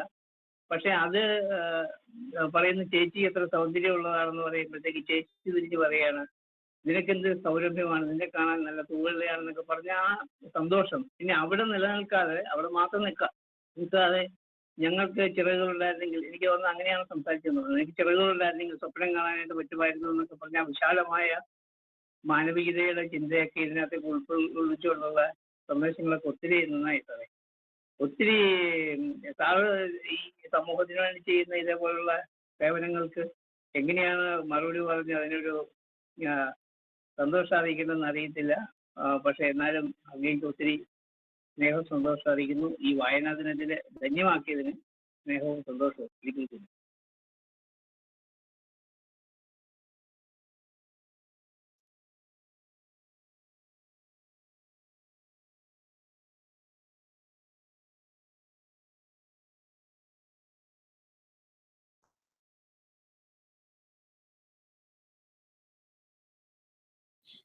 Good evening sir. എൻ്റെ പേര് ഐശ്വര്യ, സെക്കൻഡ് ഇയർ BEd വിദ്യാർത്ഥിയാണ്, വിദ്യാർത്ഥിനിയാണ്. അപ്പം ഐശ്വര്യ. അതെ. എനിക്ക് ചോദിക്കാനുള്ളത് എന്താന്ന് വെച്ചാൽ, ഇപ്പൊ സാറ് ഒരുപാട് രാജ്യങ്ങളിൽ ഇങ്ങനെ പോയല്ലോ, ലൈക്ക് സ്റ്റുഡൻസിന്റെ ലേണിങ്ങും എല്ലാം മനസ്സിലാക്കാനായിട്ടും, അല്ലെങ്കിൽ അവിടെ എങ്ങനെയാണ് അവര് വായനകളെ ഇങ്ങനെ കൂടുതൽ പ്രോത്സാഹിപ്പിക്കുന്നത്, അതൊക്കെ കാണാനായിട്ട് പോയി.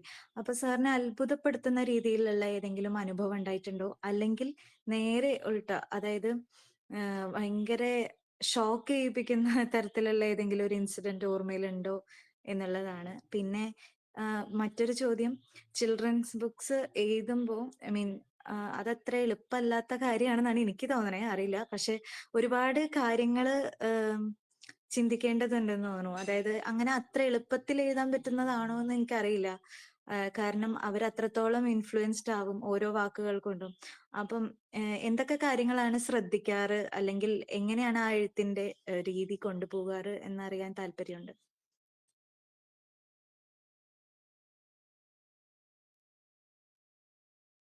അവസാനം മറുപടി പറയുന്നതല്ലേ നല്ല, ബാക്കിയുള്ളവരൊക്കെ ചോദിക്കട്ടെ, ഞാൻ കുറിച്ചിട്ടുണ്ട്.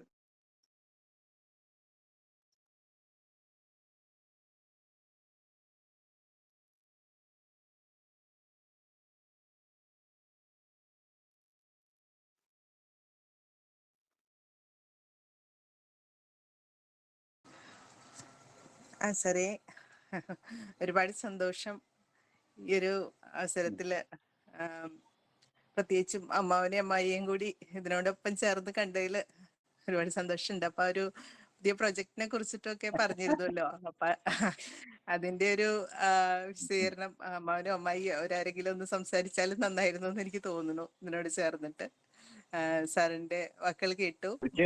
അപ്പോ അവിചാരിതമായിട്ട് സംഭവിച്ചതാണ്.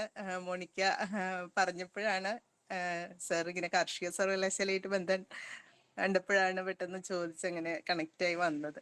അപ്പൊ ഒരുപാട് സന്തോഷം സാറേ. അതാണ് എനിക്കൊന്ന് ആ ഒരു പദ്ധതിയെ കുറിച്ച് കുറച്ച് കൂടുതൽ ഒന്ന് അറിയാൻ താല്പര്യമുണ്ട്. Okay sir, thank you. ഇനി മറ്റുള്ളവർക്കും ചോദിക്കാം, ഇതിൽ പങ്കെടുക്കുന്ന ഓരോ കുട്ടികൾക്കും. നിങ്ങൾക്ക് സുലഭ അവസരമാണിത്. അപ്പൊ ഒന്ന് സാറായിട്ട് ഇന്ററാക്ട് ചെയ്യാം. Okay, thank you sir.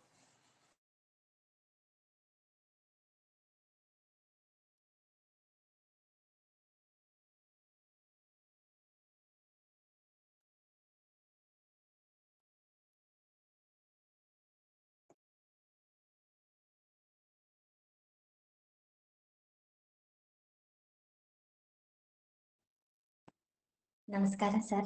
മറ്റുള്ളവരാരെങ്കിലും? Hello Akhila sir, അല്ലേ? എന്റെ പേര് അതെ, അഖില എന്നാണ്. എനിക്ക് സാറിന്റെ ചില നിർദ്ദേശങ്ങളാണ് വേണ്ടത്. അതായത് വിദ്യാർത്ഥികളൊക്കെ ഇപ്പോ പരീക്ഷാ കേന്ദ്രീകൃത വായനയിലേക്ക് മാത്രം ഒതുങ്ങിക്കൊണ്ടിരിക്കുന്ന ഒരു കാലമായിട്ടാണ് എനിക്ക് തോന്നുന്നത്. അപ്പൊ അതിൽ നിന്ന് ജീവിത കേന്ദ്രീകൃത വായനയിലേക്ക് അവരെ നയിക്കാന് ഭാവിയിലെ അധ്യാപകരായ ഞങ്ങൾക്ക് വേണ്ടി എന്ത് നിർദ്ദേശമാണ് സാറിന് തരാൻ കഴിയുക?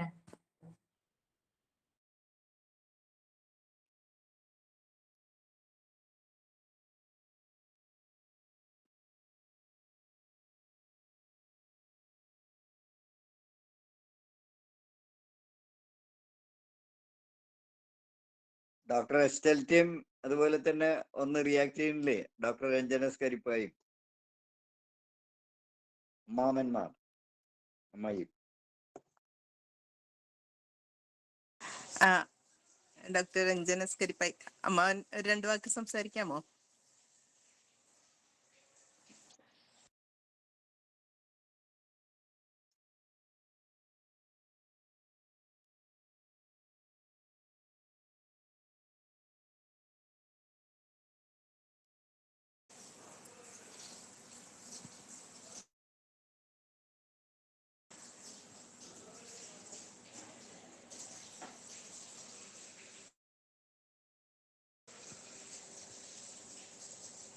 സാറേ ഇതിന് ഒരു മറുപടി പറയുമ്പോഴേക്കും അവര് ലൈനിൽ വരുന്നു തോന്നുന്നു.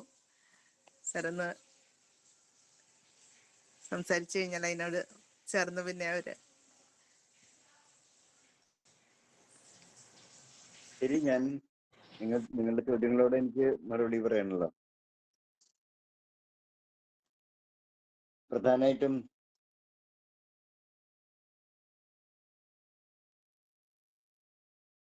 എനിക്ക് പറയാനുള്ളത് എന്താ വെച്ചാൽ ഔസഫ് സാറ് അതായത് സംസാരിച്ചപ്പോൾ അദ്ദേഹത്തിന് ഏറ്റവും ഇഷ്ടപ്പെട്ട ചില കാര്യങ്ങളൊന്നും പി എൻ പണിക്കരെ പറ്റി പറഞ്ഞതാണ്.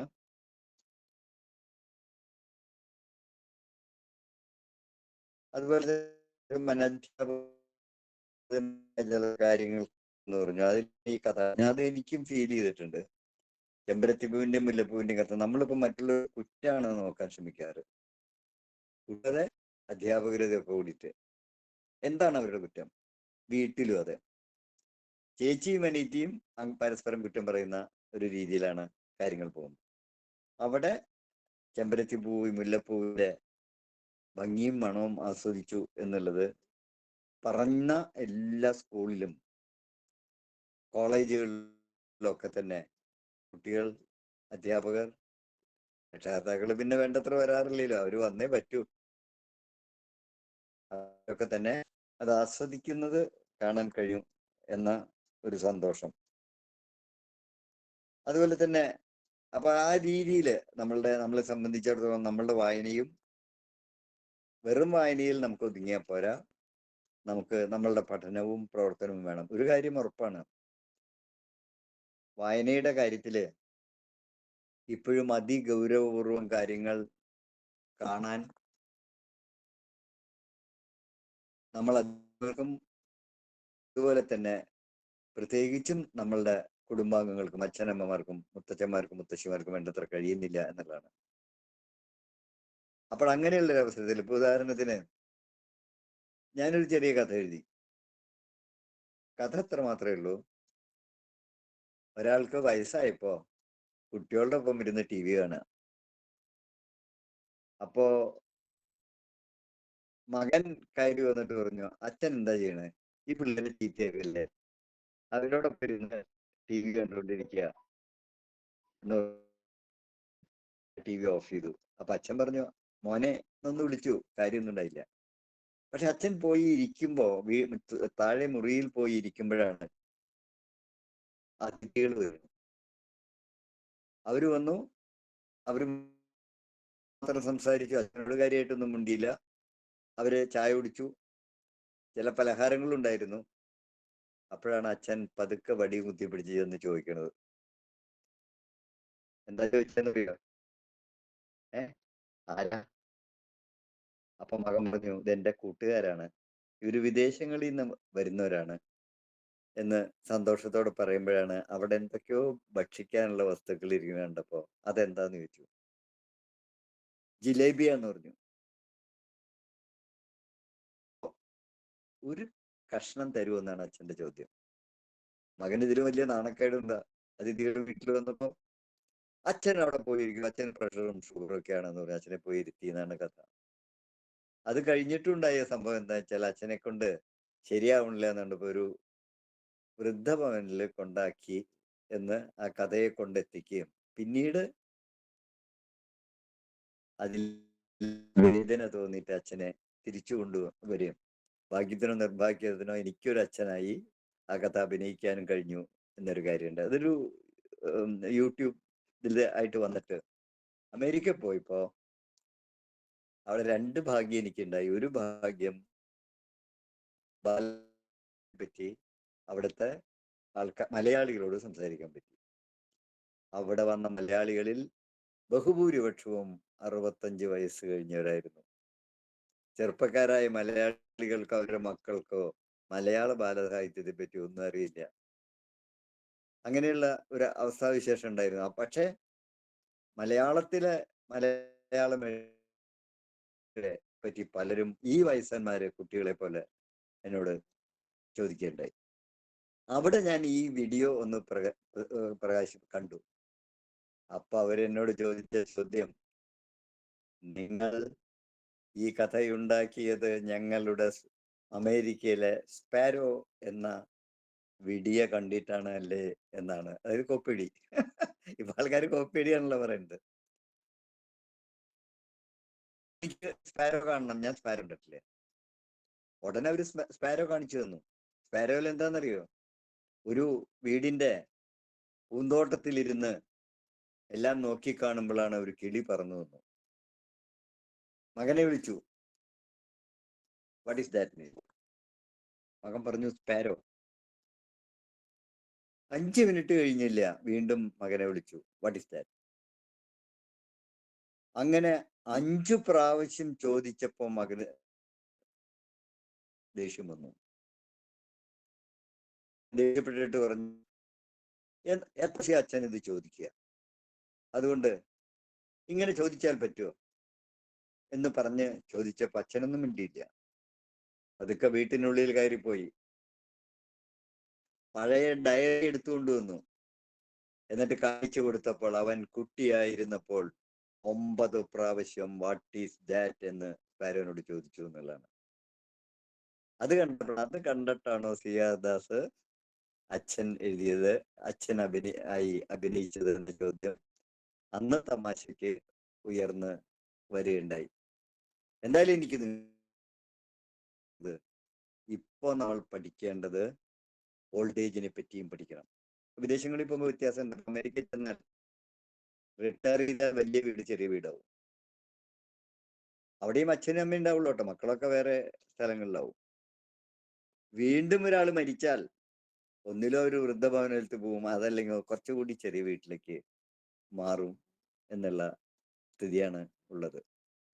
ഒരു കാര്യം കൂടിയും പറഞ്ഞോട്ടെ, വിദേശങ്ങളിൽ ജോലി ചെയ്യുന്ന മക്കൾ പലപ്പോഴും, എല്ലാവരും ഞാൻ പറയുന്നില്ല, അച്ഛൻ മരിച്ചാൽ പണം എത്ര വേണമെങ്കിൽ അയച്ചു കൊടുക്കും, അവർക്കൊന്ന് തിരിഞ്ഞെത്താൻ കഴിയാറില്ല എന്ന പരാതികളും അനുഭവങ്ങളും ഞങ്ങളെപ്പോലെയുള്ളവര് കേട്ടിട്ടുണ്ട്. പക്ഷെ ഒന്ന് നിങ്ങളോട് പറയാനുള്ളത്, ഇപ്പൊ എന്തായാലും ശരി, നമ്മുടെ സർക്കാരുകൾ വാർദ്ധക്യത്തെ പറ്റിയിട്ട് ചെയ്യുന്നുണ്ട്. ഞാൻ വാർദ്ധക്യം വസന്തം എന്ന് പറഞ്ഞിട്ട് ഒരു കഥ സമാഹാരം ചെയ്തിട്ടുണ്ട്. അതുപോലെ തന്നെ വാർദ്ധക്യത്തിന്റെ വ്യത്യസ്ത അവസ്ഥകളെ പറ്റിയിട്ട് നമ്മൾ പഠിക്കാൻ ശ്രമിച്ചിട്ടുണ്ട്. ആ വാർദ്ധക്യത്തെയൊക്കെ തന്നെ, ആ റിട്ടയർമെന്റിനെയൊക്കെ തന്നെ മഹത്തരാക്കാൻ കഴിയുമെന്നുള്ള ഒരു കൂട്ടായ്മയിലാണ് അത്. അവർ വന്നാൽ സംസാരിക്കും, ഡോക്ടർ എസ്റ്റലിറ്റയും അതുപോലെ തന്നെ ഡോക്ടർ രഞ്ജനസ് കരിപ്പായും അടക്കം ഒരു 10-30 പേരുള്ള ഒരു നാടക സംഘം ഞങ്ങളുടെ പുലരിയോടൊപ്പം, പുലരി ചിൽഡ്രൻസ് വേൾഡ് എന്ന സംഘടനയോടൊപ്പം അവര് ആദ്യം വൈശാഖന്റെ കഥകളെ എടുത്തു, പിന്നെ അരിയില്ലാഞ്ഞിട്ട് എന്ന വൈലോപ്പിള്ളിയുടെ കവിതയെ എടുത്തു. ഇപ്പോ ഏറ്റവും അവസാനം ഞാൻ എഴുതിയ ആറാട്ടുപുഴ, ഒരു ഗ്രാമത്തിന്റെ 3 തലമുറയുടെ കഥ പറയുന്ന ആറാട്ടുപുഴ എന്നുള്ള കഥ എടുത്തു. അതൊക്കെ തന്നെ അഭിനയിക്കുമ്പോ ഇവർക്കൊക്കെയുള്ള, അതായത് ഡോക്ടർമാരുണ്ട്, എഞ്ചിനീയർമാരുണ്ട്, തൊഴിലാളികളുണ്ട്, കർഷകരുണ്ട്, അങ്ങനെയുള്ള ഒരു വലിയ കൂട്ടായ്മയുടെ ഭാഗമായിട്ടാണ് ഇപ്പോൾ ഈ നാടകങ്ങൾ അരങ്ങേറുന്നത്. ഞാനിത് പറഞ്ഞു വരുന്നത് അവിടെ മാത്രമല്ല, കുട്ടികളോടൊത്ത് സംവദിക്കുമ്പോൾ നമുക്കൊക്കെ തന്നെ ജീവിതത്തിന്റെ പ്രത്യേക അനുഭവങ്ങൾ, വയസ്സായി എന്ന തോന്നൽ മാറി നിൽക്കും എന്ന സ്ഥിതിയും ഞാൻ നിങ്ങളോട് പറയാണ്. ഐശ്വര്യയുടെ ഒരു വലിയ ചോദ്യമുണ്ട്, എന്താ ഉണ്ടായിരുന്നു? ഞാൻ ആദ്യം പോയത് ഉഗാണ്ടയിലേക്കാണ് കേട്ടോ, ആഫ്രിക്കയിലെ ഉഗാണ്ട. നിങ്ങളുടെയൊക്കെ മനസ്സിലുണ്ടാവുന്ന ഒരാളാണ് ഈദി അമീൻ. അപ്പൊ ഈ അമീന്റെ നാട്ടിൽ ചെന്നപ്പോ അദ്ദേഹം പച്ച മനുഷ്യന്റെ മാംസം തിന്നിട്ടുണ്ട്. പക്ഷെ അത് എന്റെ അന്വേഷണത്തില് അങ്ങനെ തിന്നിട്ടില്ല. പക്ഷെ എത്രയോ പേരെ വെടിവെച്ച് ആ തടാകത്തിൽ തട്ടിയിരുന്നു. തടാകത്തിലെ മീനുകളെ വാങ്ങിയിരുന്നവരൊക്കെ വേണ്ടെന്ന് വെച്ചിരുന്നു എന്നൊക്കെ നമ്മൾ കേട്ടിട്ടുണ്ട്. പക്ഷേ അവിടെ ചെന്നപ്പോഴാണ് കാന്താരി മുളകും ചീരയും വഴുതനയും പ്ലാവും ഒക്കെയുള്ള ഒരു രാജ്യമാണെന്നും അതിന് കേരളത്തിന്റെ ഛായയുണ്ടെന്നും മനസ്സിലാക്കിയപ്പോൾ എൻ്റെ പുസ്തകത്തിന് ഞാൻ പേരിട്ടത്, ആദ്യത്തെ വിദേശയാത്രയുടെ പറ്റി എഴുതിയ പുസ്തകത്തിന് പേര് ഉഗാണ്ട കേരളം എന്നാണ്. ഞാൻ അത് പറയാനല്ല ഇപ്പൊ നമ്മൾ ഉദ്ദേശിച്ചത്. ഉഗാണ്ടയുടെ പുറത്തുള്ള സ്കൂളുകളും ഏകദേശം കേരളത്തെ പോലെയാണ്. വിദേശങ്ങളിൽ നിന്നുള്ള രീതിയിൽ കുട്ടികൾ പഠിക്കുന്ന സ്കൂളുകളുണ്ട്. അങ്ങനെ വളരെ ഇന്റീരിയർ ആയിട്ടുള്ള ഒരു സ്ഥലത്തുള്ള ഒരു ഗ്രാമത്തിലെ ഒരു സർക്കാർ സ്കൂളിലേക്ക് കടന്നു. അന്ന് വിചാരിച്ചതിനേക്കാൾ, എനിക്കൊരു നിർബന്ധമുണ്ട് കൃത്യസമയത്ത് എത്തണമെന്ന്, വിചാരിച്ചതിനേക്കാൾ അരമണിക്കൂർ വൈകിട്ടാണ് അവിടെ എത്തിയത്. അവിടെ കുട്ടികളെ അഭിമുഖീകരിച്ചപ്പോൾ പിപ്പിരി പെണ്ണിനും ഇത്ര ചെറിയാൻ കഴിയാത്ത കുട്ടികളാണ്. അവരോട് കഥ പറഞ്ഞപ്പോ ഇവിടെ കൂട്ടുകാരെ എന്ന് വിളിക്കുന്നതിന് പകരം അവിടെ ഡിയർ ഫ്രണ്ട്സ് എന്ന് വിളിക്കുകയും അവരോട് സംസാരിക്കുകയും ഒക്കെ ചെയ്ത് വന്നപ്പോഴാണ് ഒരു രീതിയിലുള്ള പറഞ്ഞപ്പോൾ നമ്മൾ പറഞ്ഞു, നമ്മുടെ ലോകത്തിൽ ദാരിദ്ര്യം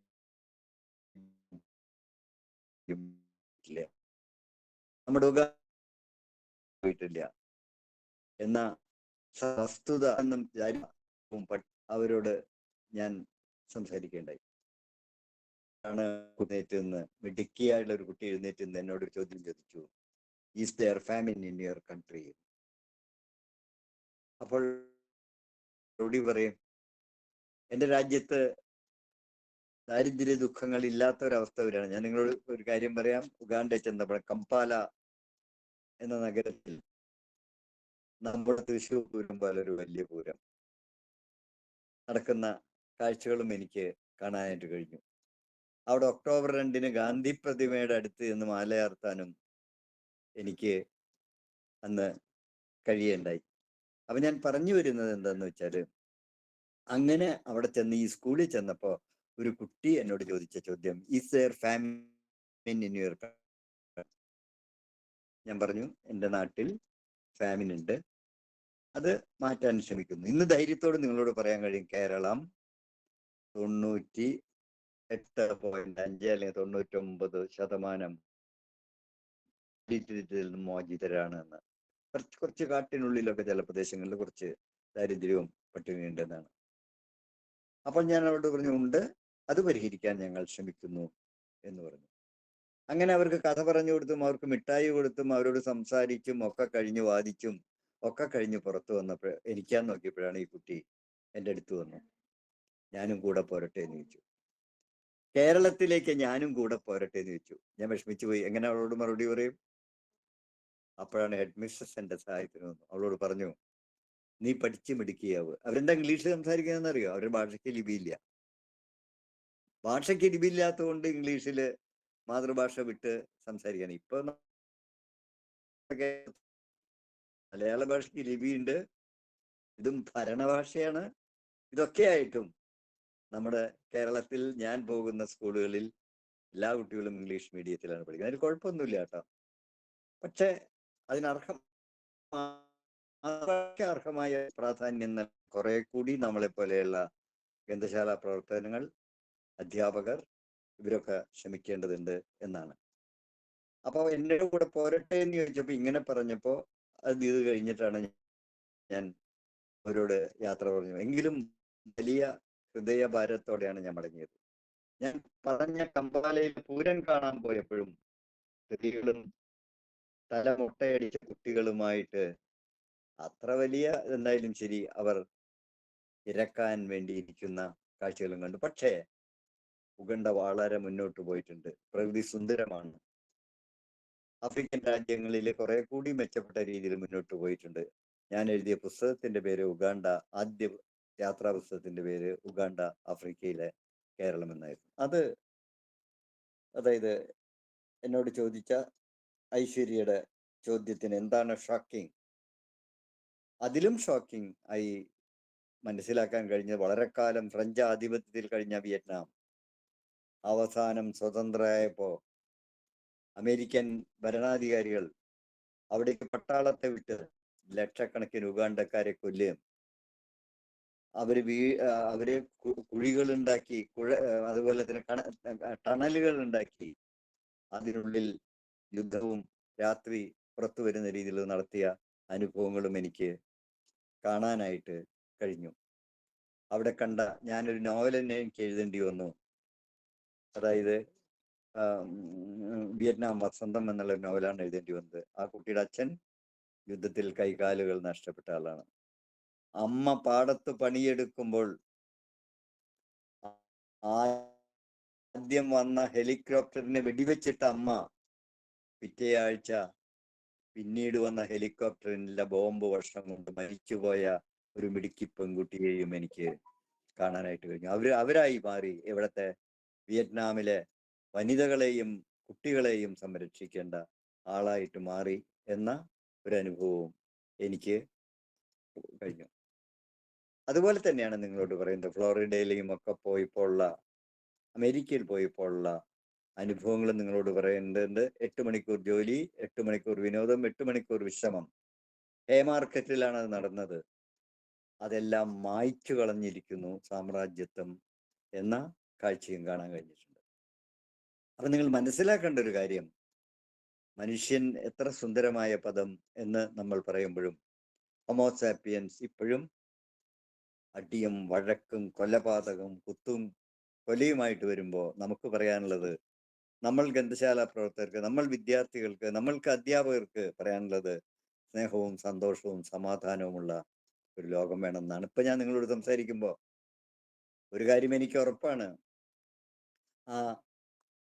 ഇസ്രായേൽ ഇപ്പോഴും ബോംബ് വർഷം നടത്തിക്കൊണ്ടിരിക്കുന്നു ആശുപത്രികളുടെ മേൽ, വിദ്യാലയങ്ങളുടെ മേൽ എന്നൊക്കെ ഇരിക്കുമ്പോൾ, എങ്കിലും ഇന്നത്തെ പത്രത്തിൽ, ഇന്നലത്തെ TV-യിൽ നമ്മളൊരു വാർത്ത കണ്ടിരിക്കുന്നു, ഇറാനും അമേരിക്കയും തൽക്കാലം ഒന്ന് ഒപ്പുവെച്ചിരിക്കുന്നു സമാധാനം. അങ്ങനെ കേൾക്കുമ്പോൾ ഒരു സന്തോഷം ഉണ്ടെങ്കിലും ശരി, മനുഷ്യൻ എത്ര വികൃതമായ പദം എന്നും കൂട്ടുകാരി ഐശ്വര്യ എനിക്ക് പറയാൻ തോന്നുന്നുണ്ട് എന്നാണ് എനിക്ക് പറയാനുള്ളത്.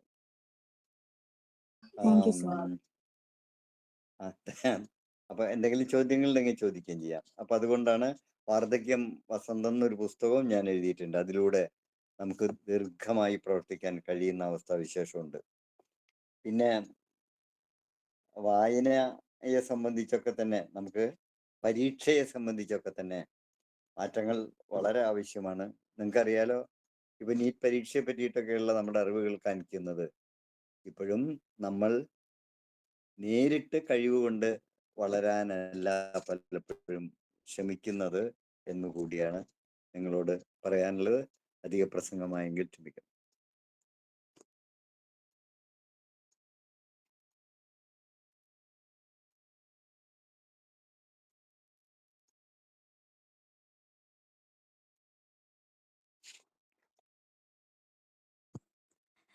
മാഷെ, ഒരു ചോദ്യം കൂടി ചോദിക്കട്ടെ? ചോദിക്കൂ. എന്റെ പേര് സ്നേഹ. പറയൂ. ഇപ്പൊ ഭാവി അധ്യാപകരായി ഞങ്ങൾ വായിച്ചിരിക്കേണ്ട പ്രധാനപ്പെട്ട പുസ്തകങ്ങളോ സാഹിത്യ കൃതികളോ എന്തൊക്കെയാന്ന് നിർദ്ദേശിക്കാമോ?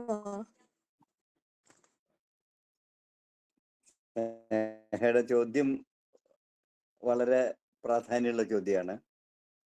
പക്ഷേ അങ്ങനെ നിങ്ങൾക്ക് ഇന്ന പുസ്തകം വായിച്ച് നന്നാവൂന്ന് പറയുന്നതിൽ അർത്ഥമില്ല.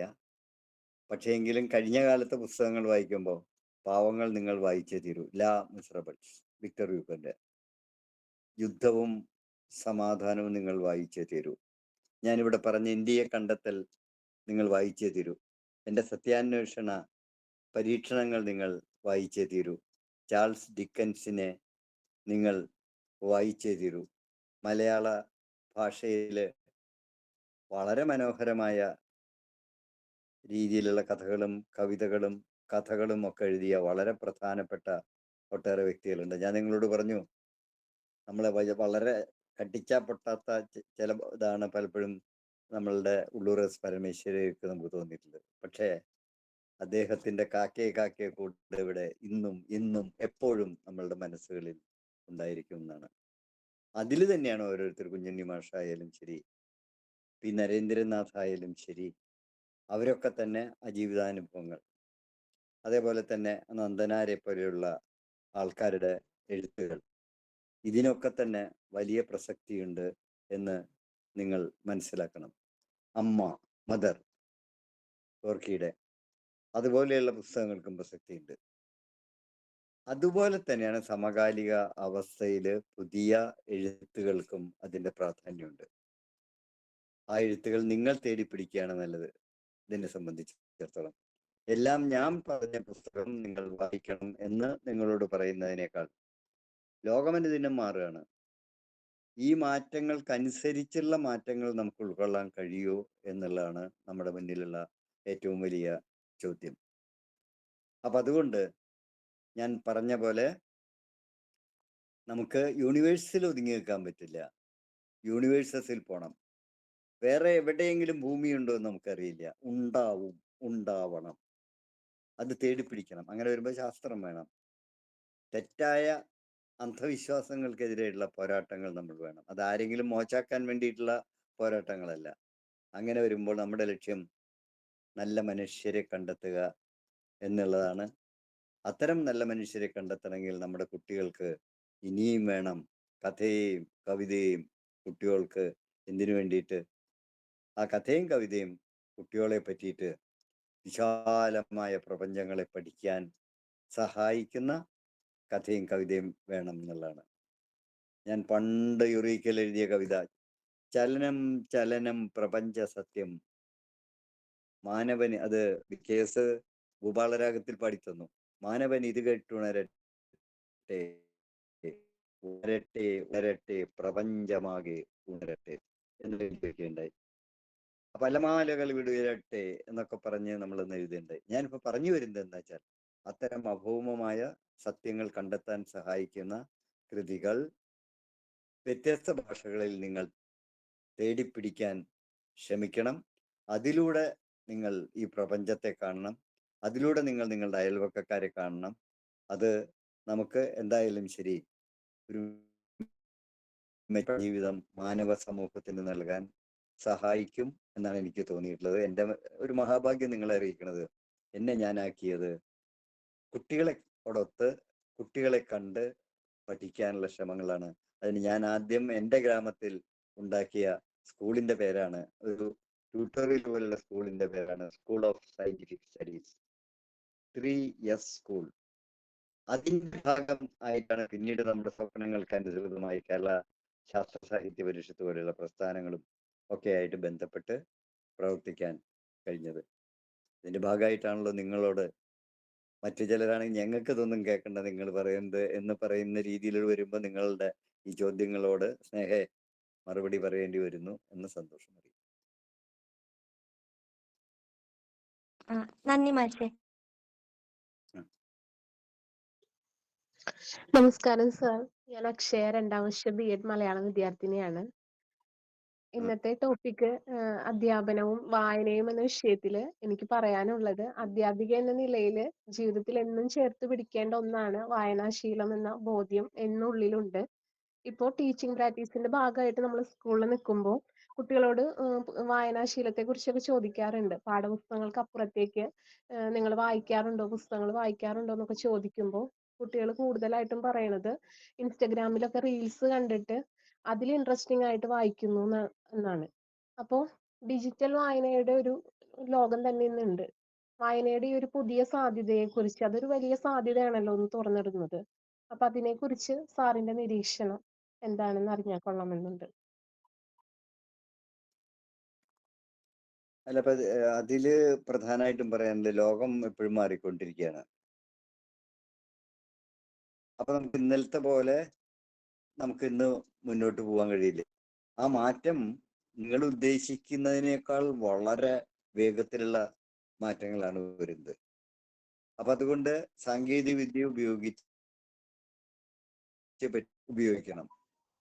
അങ്ങനെ ഉപയോഗിക്കുമ്പോഴും അപകടമുണ്ടോ എന്ന് നമുക്ക് AI പോലെയുള്ള കാര്യങ്ങൾ അറിയാനുള്ളൊരു ശക്തി മേലാണ്. ഉപയോഗിക്കുന്ന കുട്ടികൾ അവരുടേതായിട്ടുള്ള തെറ്റായിട്ടുള്ള ഒരു ലോകത്തിലേക്കും പോകുന്നുണ്ട്. ശരിയായ ലോകത്തിലൂടെയാണ് മൊബൈൽ ഉപയോഗിക്കണതിന് എനിക്ക് കുഴപ്പമില്ല. അപ്പൊ അതുകൊണ്ടാണ് പുത്തൻ സാങ്കേതിക വിദ്യകൾ നമ്മൾ ഉപയോഗിക്കുമ്പോൾ അത് മാനവ സമൂഹത്തിന് ഗുണം ചെയ്യുമോ എന്ന് പരിശോധിക്കേണ്ടതുണ്ട്. അത് മുമ്പ് നേരിട്ട് നമുക്ക് പറയാൻ കഴിയില്ല.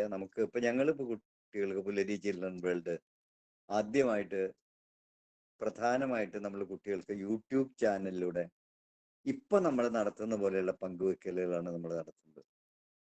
ധാരാളം ആൾക്കാർ അതിനെ സഹായിക്കുന്ന രീതിയിലുണ്ട്. നല്ല പാട്ടുകാര്, അതുപോലെ തന്നെ നല്ല വായനക്കാര്, നല്ല എഴുത്തുകാര്, ഇവയൊക്കെ ആയിട്ടുള്ള ബന്ധങ്ങൾ കൊണ്ട് അത് മനുഷ്യ സമൂഹത്തിന് മോചനത്തിനും നന്മയ്ക്കും ഉപയോഗിക്കുമെന്നാണ് നമ്മൾ ശ്രമിക്കേണ്ടത്. അല്ലാതെ നമ്മളുടെ ഈ സാങ്കേതിക വിദ്യകൾക്ക് അടിമപ്പെട്ടുകൊണ്ട് എൻ്റെ സ്വാർത്ഥ താല്പര്യത്തിന് അതിനെങ്ങനെ ചെയ്യാൻ കഴിയുന്നുള്ളതിൻ്റെ പ്രശ്നങ്ങളുണ്ട്. പക്ഷെ ഒരു കാര്യം ഞാൻ നിങ്ങളോട് ഉറപ്പിച്ചു പറയാം. ഇപ്പൊ നിങ്ങളൊരു കാര്യം ചെയ്തോളൂ. ഞാൻ പണ്ട് കാലിക്കറ്റ് യൂണിവേഴ്സിറ്റിയിൽ സിൻഡിക്കേറ്റിൽ ഉണ്ടായിരുന്നപ്പോ ഇതുപോലെ തന്നെ BEd കുട്ടികളുടെ അടുത്ത് ചെന്നപ്പോ 4 ആൺകുട്ടികളും അതുപോലെ തന്നെ 40 പെൺകുട്ടികളാണ് ഒരു കോളേജിൽ ചെന്നപ്പോ കണ്ടത്. അപ്പോ അവിടെ ചോദ്യം ചോദിച്ചു, എന്തുകൊണ്ടാണ് ഈ ആൺപിള്ളേര് അധ്യാപകരാകാൻ വരാത്തതെന്ന്. നിങ്ങളുടെ കോളേജിൽ എത്ര ആൺപിള്ളേരുണ്ടാവും? ഞങ്ങളുടെ കോളേജിൽ 2 കുട്ടികളുള്ളൂ സാറേ. 2 അല്ല 3 പേര്. 3 ആൺകുട്ടികളുള്ളൂ. 2 കുട്ടികളേ. അപ്പൊ എന്താണ്? അപ്പൊ അതില് ലിംഗപരമായിട്ടുള്ള രീതിയിലും ചിന്തിക്കുന്നത് എന്താണ്? ഈ അധ്യാപന ജോലി കൊള്ളില്ല, അല്ലെങ്കിൽ അതിന്റെ ഒപ്പം ഞങ്ങൾക്ക് വരാൻ പറ്റില്ല. കൊള്ളില്ല എന്ന് വേണ്ട, ഞങ്ങൾക്ക് വരാൻ പറ്റില്ല എന്ന് പറയുന്ന രീതിയിലാണല്ലോ അതിനെ സംബന്ധിച്ചിടത്തോളം വരുന്നത് എന്ന കാര്യമുണ്ട്. അപ്പൊ അതുകൊണ്ട് ഈ മനുഷ്യൻ തന്നെ പല രീതിയിൽ തലങ്ങളിൽ നിൽക്കുകയാണ്. പക്ഷെ അതിന്റെ അർത്ഥം ആ 2 ആൺകുട്ടികളേ ഉള്ളൂ എന്നുള്ളതുകൊണ്ട് നമ്മൾ പെൺകുട്ടികൾ എങ്ങനെയാണ് അധ്യാപകരാണോ വേണ്ടതെന്നല്ല ചിന്തിക്കേണ്ടത്. നമുക്ക് ലോകത്തെ മുഴുവൻ ആകർഷിക്കുന്ന അധ്യാപകരായിട്ട് മാറാൻ കഴിയുമോ എന്നുള്ളതാണ്. ഞാൻ നിങ്ങളോട് പറഞ്ഞോട്ടെ, എൻ്റെ അച്ഛൻ ഒരു അധ്യാപകനായിരുന്നു. പക്ഷെ അച്ഛൻ്റെ സ്നേഹം അനുഭവിക്കാൻ എനിക്ക് കഴിഞ്ഞില്ല. കാരണം ഞാൻ 5ാം ക്ലാസ്സിൽ അച്ഛൻ മരിച്ചു. അത് തന്നെയല്ല, എൻ്റെ ജ്യേഷ്ഠൻ അധ്യാപകനായിരുന്നു, എൻ്റെ ചേച്ചി അധ്യാപികയായിരുന്നു. അതുകൊണ്ട് ആ ഭാവം എനിക്കിനി ഒരു മാഷാവണ്ട എന്നായിരുന്നു എനിക്ക് ഭാവം ഉണ്ടായിരുന്നത്. പക്ഷേ എന്താണെന്ന് വെച്ചാൽ എന്തുണ്ടായി? ഇതൊക്കെ കഴിഞ്ഞപ്പോ എനിക്ക് ഒരു സ്കൂളിൽ BEd ഇല്ലാതെയും അധ്യാപകനാവേണ്ടി വന്നു. അവിടുന്നാണ് പഠിച്ചത് അധ്യാപനം ഒരു നല്ല ജോലിയാണ്, കുട്ടികളുടെയും അധ്യാപകരുടെയും അവരുടെ രക്ഷാകർത്താക്കളുടെയും സ്നേഹം പങ്കിടാനുള്ള ജോലിയാണെന്ന് മനസ്സിലാക്കിയത്. പക്ഷെ അത് മനസ്സിലാക്കിയപ്പോഴും എന്നെ കേരളത്തിൽ നിന്ന് എനിക്ക് വിട്ടുപോകേണ്ടി വന്നു. പൂനെയിലൊരു നല്ലൊരു ഗവേഷണശാലയിൽ, നാഷണൽ ഇൻസ്റ്റിറ്റ്യൂട്ട് ഓഫ് വൈറോളജി, ഇപ്പൊ നമ്മളുടെ ഈ വൈറസുകളൊക്കെ പഠിക്കുന്ന അതില് എനിക്ക് ജോലി കിട്ടുകയുണ്ടായി. പക്ഷെ നിങ്ങൾ മനസ്സിലാക്കേണ്ടത്, ജോലി കിട്ടി, പ്രൊമോഷൻ കിട്ടി, നാഷണൽ കെമിക്കൽ ലാബറട്ടറിയിലെ സ്റ്റാഫ് ക്വാർട്ടേഴ്സിൽ കൂട്ടുകാരോടൊത്ത് താമസിക്കുന്നു. ഈ സമയത്താണ് എൻ്റെ അമ്മയ്ക്ക് അതായത് വാത സംബന്ധമായിട്ടുള്ള അസുഖം വന്നിട്ട് ജ്യേഷ്ഠൻ പറഞ്ഞു, മാഷായുള്ള ജ്യേഷ്ഠൻ പറഞ്ഞു, നിനക്ക് നാട്ടിലേക്ക് വരാൻ പറ്റുമോ? എനിക്ക് തന്നെ വീട് നോക്കാൻ കഴിയുന്നില്ല. നാട്ടിലേക്ക് വന്നു, BEd കഴിച്ചു. ഞാൻ പഠിച്ച സ്കൂളിൽ 4 കൊല്ലം അധ്യാപകനായി. ആ 4 കൊല്ലത്തെ അധ്യാപനാണ് ഇപ്പം നിങ്ങളെ സമീപിക്കാൻ കഴിയുന്നത്. കാരണം അവിടുന്ന് അങ്ങോട്ട് പരിഷത്തിലൂടെയൊക്കെ പ്രവർത്തിച്ചു, യുറീക്കയിൽ പ്രവർത്തിച്ചു, വിശാലമായ ലോകം കാണാൻ ഉള്ള അവസരം കിട്ടി. ഇപ്പോഴും എനിക്ക് ഏറ്റവും ഇഷ്ടപ്പെടുന്ന ജോലി അധ്യാപക ജോലിയാണ്. അതുകൊണ്ടാണ് ഞാൻ ഇപ്പം നിങ്ങളുടെ മുമ്പിൽ വന്ന് നമ്മൾ തമ്മിലുള്ള ഒരു ആശയവിനിമയം നടത്താൻ കഴിയുന്നത്. അപ്പൊ ജീവിതത്തിലെ ഞാൻ പറയുക, ഏറ്റവും നല്ല ജോലി അധ്യാപനാണെന്ന് പറയുക. പക്ഷെ മറ്റൊരാൾ അതല്ല കരുതുന്നതെങ്കിൽ കുട്ടികൾക്ക് അങ്ങനെ കരുതാലോ. അവരവരുടെ വഴികളിലേക്ക് പറന്ന് വിലസട്ടെ, എങ്കിലും അവർ നല്ല അധ്യാപകരാകും. പക്ഷെ ഒരു കാര്യം കൂടെ, ഒരുപാട് തലമുറകളെ വാർത്തെടുക്കുന്ന ഒരു സ്ഥാപനമാണല്ലോ ബി.എഡ് കോളേജ്. അപ്പൊ അതിലൊരു സ്ഥാപനം തന്നെയാണ് SNM. അപ്പൊ ഇപ്പോ ട്രെയിനിങ്ങിന് പോയിക്കൊണ്ടിരിക്കുന്ന അധ്യാപകര്, പുതിയ വരാൻ പോകുന്ന അധ്യാപകരാണ് അവര്. അപ്പൊ അവർക്ക് എങ്ങനെയാണ് കുട്ടികളിലേക്ക് ഈ വായനയുടെ ഒരു വിത്ത് കൊടുക്കാൻ പറ്റുക? അവരെ കൊണ്ട് ഇപ്പോഴേ തുടങ്ങിക്കഴിഞ്ഞാൽ ചെറിയ കുട്ടികളാണ്. അപ്പൊ അവർക്കൊരു നല്ലൊരു സമയമാണ്. ഇത് വായന മാസം കൂടെയാണ്. ഒരുപാട് കാലങ്ങൾ കഴിഞ്ഞാലും പിന്നീട് ഒരിക്കൽ പറയണം, കുട്ടികളിലായാലും അധ്യാപകരിലായാലും SNMലെ വിദ്യാർത്ഥികളാണ് ആ കുട്ടികൾക്ക് പുസ്തകങ്ങളിലേക്കും വായനയിലേക്കും കൊണ്ടെത്തിച്ച് ആ ഒരു തുടക്കം ഇട്ടത്. അപ്പൊ അവർക്ക് കൊടുക്കാൻ പറ്റുന്ന ഒരു നല്ല സന്ദേശം എന്താണ് സർ? അങ്ങനെ ഒരു സന്ദേശം പറ്റില്ല ഈരെ. അതായത് അങ്ങനെ ഒരു സന്ദേശമായിട്ട് നമുക്ക് പറ്റില്ല. പക്ഷെ അവർക്ക് നമുക്ക് നമ്മളുടെ ഇത്തരം പ്രവർത്തനങ്ങളുടെ മഹാത്മ്യം അവർക്ക് മനസ്സിലാക്കി കൊടുക്കുക. നിങ്ങൾ നോക്കൂ, ഏറ്റവും നല്ല അധ്യാപകരായിരുന്നവരെങ്ങനെയായിരുന്നു, ഇപ്പൊ ജീവിച്ചിരിക്കുന്നുണ്ടെങ്കിൽ അവർ റിട്ടയർ ചെയ്താലും അവരെങ്ങനെയായിരുന്നു എന്ന് നോക്കൂ. അപ്പൊ അവരിൽ നിന്ന് നമുക്ക് കിട്ടുന്ന സന്തോഷം എന്താണ്? ഇപ്പൊ ഉദാഹരണം ചെറുകാടില്ലേ, ചെറുകാടിനെ വേണ്ടത്രയൊന്നും ആൾക്കാർ ആദരിച്ചിരുന്നില്ല. മുത്തശ്ശി എഴുതി, മനസ്സിലായി, മുത്തശ്ശി എഴുതിയിട്ടും വേണ്ടത്ര ആദരിച്ചിരുന്നില്ല. പക്ഷെ ഇന്ന് ജനമനസ്സുകളിൽ ആ ചെറുകാടുണ്ട്. കുഞ്ഞുണ്ണി മാഷും അങ്ങനെയല്ലേ? ആ രീതിയിലാണ് കുഞ്ഞുണ്ണി മാഷും ആ കാര്യങ്ങളിൽ പോയത് എന്ന് മനസ്സിലാക്കുന്നുണ്ട്. നരേന്ദ്രനാഥ് ബാങ്ക് ഉദ്യോഗസ്ഥനായിരുന്നു, പക്ഷെ എങ്കിലും ബാലസാഹിത്യ രംഗത്ത് അഭൗമമായിട്ടുള്ള കഴിവുകളാണ്. അതുപോലെ തന്നെ മാലി. അത് ആ രീതിയിൽ നമ്മൾ വരുമ്പോൾ എന്താ വെച്ചിട്ടുണ്ടെങ്കിൽ നമ്മുടെ ജീവിതത്തിൽ ഇപ്പൊ ശാസ്ത്രജ്ഞന്മാരുണ്ടാവുന്നതും അങ്ങനെയൊക്കെയാണ് എൻ്റെ കാര്യങ്ങളിൽ. ആ രീതിയിൽ വരുമ്പോൾ നല്ല അധ്യാപകരായാൽ എന്നും ജീവിതത്തിൽ അതിൻ്റെ ഗുണം കിട്ടും എന്നുള്ളതാണ്. അപ്പൊ കുട്ടികളെ നിങ്ങൾ താല്പര്യം ഉണ്ടാക്കണമെങ്കിൽ എന്ത് വേണം? അവരെ ആകർഷിക്കുന്ന പരിപാടികൾ വേണം. അവിടെയാണ് ഞങ്ങൾ പറയണത്, ഞങ്ങളിപ്പോൾ പറയാൻ ശ്രമിച്ച കഥയും കവിതയും കുട്ടികൾക്ക് എന്നാണ്. അവർക്ക് നല്ല കഥകൾ കൊടുക്കണം, പിന്നെയും കഥകൾ കൊടുക്കണം. അവർ കൂടുതൽ നല്ല കഥകൾ കണ്ടെത്തണം. അതുകൊണ്ടാണ് NBSൽ കുറച്ച് നാട് പ്രവർത്തിച്ചപ്പോൾ ആണ് 365 കഥകൾ 360 കവിതകളും നമുക്ക് 2 പുസ്തകമായിട്ട് നമുക്ക് പ്രസിദ്ധീകരിക്കാൻ കഴിഞ്ഞത്. കൂടുതൽ ബാലസാഹിത്യ കൃതികളും പ്രസിദ്ധീകരിക്കുന്നത്. ആ ബാലസാഹിത്യ കൃതികൾ കൊണ്ട് തന്നെ അത് എത്തുന്നില്ല. ഇതുപോലെയുള്ള ആശയവിനിമയങ്ങൾ വീട്ടിലും നടത്തണം എന്നാണ് എനിക്ക് പറയാനുള്ളത്. സ്കൂളിലും നടത്തണം. അപ്പൊ അതിന് സഹായിക്കുന്ന ഇതിപ്പോ എൻ്റെ ഗവേഷണത്തിൽ നിന്ന് കിട്ടിയുള്ള 2 കാര്യം. ക്ലാസ് മുറിയിലും ഒരു വായനശാല, അത് കുട്ടികൾ തിരഞ്ഞെടുക്കുന്ന, വീട്ടിലും ഒരു കൊച്ചു വായനശാല. അവിടെ പരസ്പരം നിങ്ങളിപ്പോ പറഞ്ഞ അച്ഛനും അമ്മയും മക്കളും തമ്മിൽ വരെ ആശയവിനിമയം ഇല്ലാത്ത അവസ്ഥ വരുന്നുണ്ട്. അത് പോരാ, വീട്ടിലും നാട്ടിലും ഈ സ്നേഹം പങ്കിടാനുള്ള സാഹചര്യം ഉണ്ടാകണം എന്നാണ് പറയാനുള്ളത്. അതുകൊണ്ട് ഒരു പ്രത്യേക രീതിയിൽ ഇങ്ങനെ ചെയ്യൂ എന്ന് ഞാൻ പറയുമ്പോൾ അതൊരു തരത്തിലുള്ള വിദ്യ.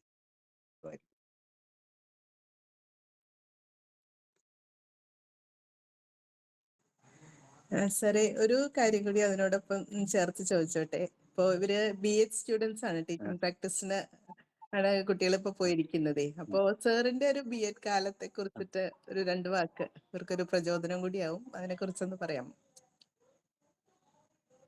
ഇത് BEd കാലത്ത് അല്ലേ? എന്റെ BEd കാലത്തെയാ? അതെ സർ. ഞാൻ മാന്നാനം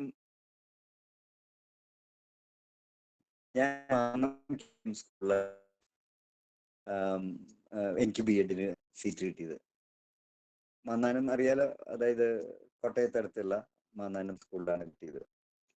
അപ്പൊ നമ്മളുടെ ആശയങ്ങളായിട്ട് നമ്മൾ മുന്നോട്ട് പോകുന്നുണ്ട്. ഞാനിപ്പോ നിങ്ങളോട് പറയുന്ന ഒരു പ്രധാനപ്പെട്ട കാര്യം, അന്നും എന്നെ പഠിപ്പിച്ച അധ്യാപകർക്ക് പലർക്കും ഒരു വ്യത്യസ്ത അഭിപ്രായം ഉണ്ടായിരുന്നു. എന്താണെന്നറിയോ? അതായത് ക്ലാസ്സിൽ ടൂറിലും കൊണ്ടുവരണം, അവർക്ക് അവരുടെ താല്പര്യങ്ങളുണ്ട്, അതിന് വശംവദരാക്കണം നമ്മളെ എന്നാണ്. പക്ഷെ എന്ന് വളരെ നല്ല നമ്മൾ ബഹുമാനിക്കുന്ന അധ്യാപകരുണ്ടായിരുന്നു.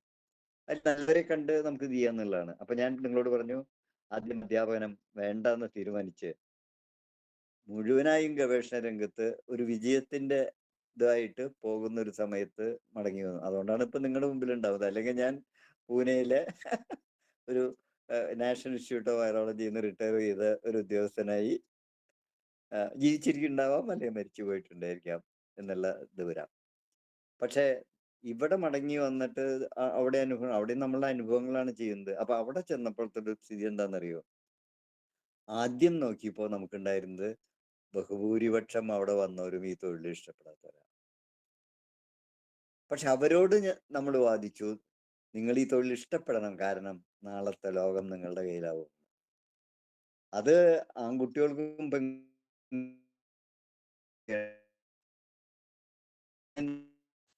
കുട്ടി സ്കൂളിൽ പഠിക്കുമ്പോൾ അച്ഛനും അമ്മയും എല്ലാവരും പറയുന്ന ഒരു കാര്യം, നീ കടയിൽ പോകേണ്ടവനാണ്, ഓസ്ട്രേലിയ പോകേണ്ടവനാണ്. ഓസ്ട്രേലിയ മോശമൊന്നുമല്ല കേട്ടോ, കൂടുതൽ നഴ്സുമാർ അവിടെ ഉള്ളത്, ധാരാളം മലയാളികളുണ്ട്. ഞാൻ മെൽബണിലും പെർത്തിലും ഒക്കെ പോയിട്ട് വിഷമിച്ചു പോയി, കാരണം അത്ര അധികം മലയാളികൾ അവിടെ മലയാളം പഠിക്കുന്നതിന് സർക്കാർ കാശ് കൊടുക്കും. 184 ഭാഷ അവിടെ സംസാരിക്കുന്നത് ഓസ്ട്രേലിയയിലെ. പ്രകൃതി സുന്ദരാണ്. അപ്പൊ അങ്ങനെയുള്ള ഒരു സ്ഥലത്ത് ചെന്ന് അവിടെ നമുക്ക് മനസ്സിലാക്കിയത്, നമ്മളൊക്കെ എഴുത്തുകാർ ചെല്ലുമ്പോൾ ഭയങ്കര സ്നേഹവും ബഹുമാനവും ഒക്കെയാണ്. പലരുടെ വീട്ടിലും മാറി മാറി താമസിക്കേണ്ടി വന്നിട്ടുണ്ട്. ഹോട്ടലിൽ താമസിച്ചിട്ടേ ഇല്ല അവിടുത്തെ യാത്രകളിൽ. അപ്പൊ ഞാനിപ്പോ നിങ്ങളോട് പറയുന്ന ഒരു കാര്യം എന്താന്ന് വെച്ചിട്ടുണ്ടെങ്കിൽ, അധ്യാപനം അത്ര കൊള്ളില്ല എന്ന് കരുതി പക്ഷെ അവിടെ ഞങ്ങളുടെ കൂട്ടുകാരുമായിട്ട് സ്നേഹം പങ്കുവെച്ച് പ്രവർത്തിച്ചപ്പോൾ വലിയൊരു അനുഭവമാണ് ഒരു കൊല്ലത്തെ BEd ജീവിതം എന്നെനിക്ക് നിങ്ങളോട് നന്നായിട്ട് പറയാനായിട്ട് കഴിയും. നിങ്ങൾ മനസ്സിലാക്കണം, ഞാൻ മലയാളം മീഡിയത്തിലാണ് പഠിച്ചതെങ്കിലും മലയാളം ഒരു പ്രധാന ഭാഷയായിട്ട് എടുത്തിരുന്നില്ല. സംസ്കൃതവും ഹിന്ദിയൊക്കെ ആയിരുന്നു കോളേജുകളിലൊക്കെ എടുത്തിരുന്നത്. പക്ഷേ വിദ്യാർത്ഥി രംഗത്ത് നന്നായിട്ട് പ്രവർത്തിച്ചിരുന്നു എന്ന വസ്തുത കൂടി നിങ്ങൾ ഈ സന്ദർഭത്തിൽ മനസ്സിലാക്കണം. അതുകൊണ്ട് തീർച്ചയായിട്ടും അഭിമാനത്തോടെ അവിടെ 2 ഭാഷയാണ് എനിക്ക് എടുക്കേണ്ടി വന്നത്. ഒന്ന് ഇംഗ്ലീഷും ഒന്ന് നാച്ചുറൽ സയൻസും. ഞാൻ സുവോളജിക്കാരനായിരുന്നു. അപ്പൊ അങ്ങനെ എടുത്ത് അവരുമായിട്ട് ബന്ധപ്പെട്ട് അവിടുത്തെ പ്രവർത്തനങ്ങളുമായിട്ട് ബന്ധപ്പെട്ടും അവരുടെ മനുഷ്യരായിട്ട് ബന്ധപ്പെട്ടപ്പോ പുറത്ത് ചില പ്രസംഗത്തിന് പോയപ്പോ ചില തിരിച്ചടികൾ ഉണ്ടായി. എന്താ പ്രസംഗം എന്നറിയാം? ഒരിക്കൽ പ്രസംഗിച്ചപ്പോ നമ്മുടെ നാട്ടിലെ കപ്പയ്ക്ക് ആരോ ഒരു കൊള്ളി എന്ന് പറയില്ലേ, അത് ചീത്തപ്പേരാണ് അത്ര. പൊതുപ്രസംഗത്തിൽ ഗംഭീരമായിട്ട് പ്രസംഗിച്ചപ്പോ ഇതിനെ പറ്റി കൊള്ളിയെ പറ്റിയിട്ട് പറഞ്ഞു. നമ്മൾ കൊള്ളി, ഇവിടെ തൃശ്ശൂർക്കാരൊക്കെ കൊള്ളി എന്നാണ് പറയാ. അങ്ങനെ പറഞ്ഞപ്പോൾ അത് ആൾക്കാർ വളരെ ഇതായിട്ട് കൂവുന്ന പോലെയുള്ള ശബ്ദം ഉണ്ടാക്കി. അപ്പോഴാണ് മനസ്സിലാക്കിയത് കപ്പ എന്ന് തന്നെ നമ്മൾ പറയുന്നത്. അത് ഭാഷയുടെ ഒരു പ്രത്യേകതയാണ് എന്നെ സംബന്ധിച്ചിടത്തോളം. അതിൽ എനിക്കൊരു വലിയ ഭാഗ്യമുണ്ടത്. എൻ്റെ ജീവിതത്തിലെ ഏറ്റവും വലിയ ഭാഗമാണ് SLC പാസ്സായപ്പോൾ പ്രീ യൂണിവേഴ്സിറ്റി ആയിരുന്നു. പ്രീ യൂണിവേഴ്സിറ്റി അവസാനത്തെ വർഷം. ആ പ്രീ യൂണിവേഴ്സിറ്റിക്ക് എനിക്ക് പഠിക്കാൻ അവസരം കിട്ടിയത് ബ്രണ്ണൻ കോളേജിലായിരുന്നു. കോളേജിൽ എൻ്റെ ഡോക്ടർ പണ്ഡിതൻ, അദ്ദേഹം എൻ്റെ വല്യച്ഛൻ്റെ മകനായിരുന്നു. അദ്ദേഹം പറഞ്ഞു, നിന്റെ അച്ഛൻ ഇല്ലല്ലോ, അതുകൊണ്ട് നീ എൻ്റെ വീട്ടിൽ താമസിക്കും, ബ്രണ്ണൻ കോളേജിൽ പഠിക്കുമെന്ന്. നമ്മുടെ മുഖ്യമന്ത്രി പിണറായി വിജയൻ എന്നെക്കാൾ ഒരു കൊല്ലം താഴെയായിരുന്നു പഠിച്ചിരുന്നത്. അതുപോലെ തന്നെ അന്നത്തെ ബ്രണ്ണൻ കോളേജിലുള്ളത്. ബ്രണ്ണൻ കോളേജിൽ നിന്ന് വലിയ അനുഭവങ്ങൾ എനിക്ക് കിട്ടിയിട്ടുണ്ട്. ഇവിടെ വന്നപ്പോൾ മാന്നാനം KE കോളേജിലും അതുപോലെ തന്നെ വലിയ സ്നേഹവും അതുപോലെ തന്നെ ചർച്ചകളും പരിദേവനങ്ങളും ഒക്കെ കിട്ടിയിട്ടുണ്ട്. തീർച്ചയായിട്ടും വലിയ സ്വാതന്ത്ര്യവും വലിയ ബന്ധങ്ങളും ഒക്കെയാണ് പിന്നീട് അവിടുത്തെ പ്രവർത്തനങ്ങളാണ് ഒരു അധ്യാപനം ശ്രമിച്ചത്. ഒരു അനുഭവം കൂടി നിങ്ങളോട് പറഞ്ഞ് ഞാൻ അവസാനിപ്പിക്കാം. ഞാൻ ശാസ്ത്രാധ്യാപകനായി ഞാൻ പഠിച്ച സ്കൂളിൽ തന്നെ ചേർന്നു, CNN ബോയ്സ് ഹൈസ്കൂൾ. നമ്മളുടെ കുട്ടന്മാരൊക്കെ എൻ്റെ ശിഷ്യന്മാരാണ് കേട്ടോ. വിദ്യാധരൻ എൻ്റെ ശിഷ്യനാണ്, 6 വർഷക്കാരനാണ്.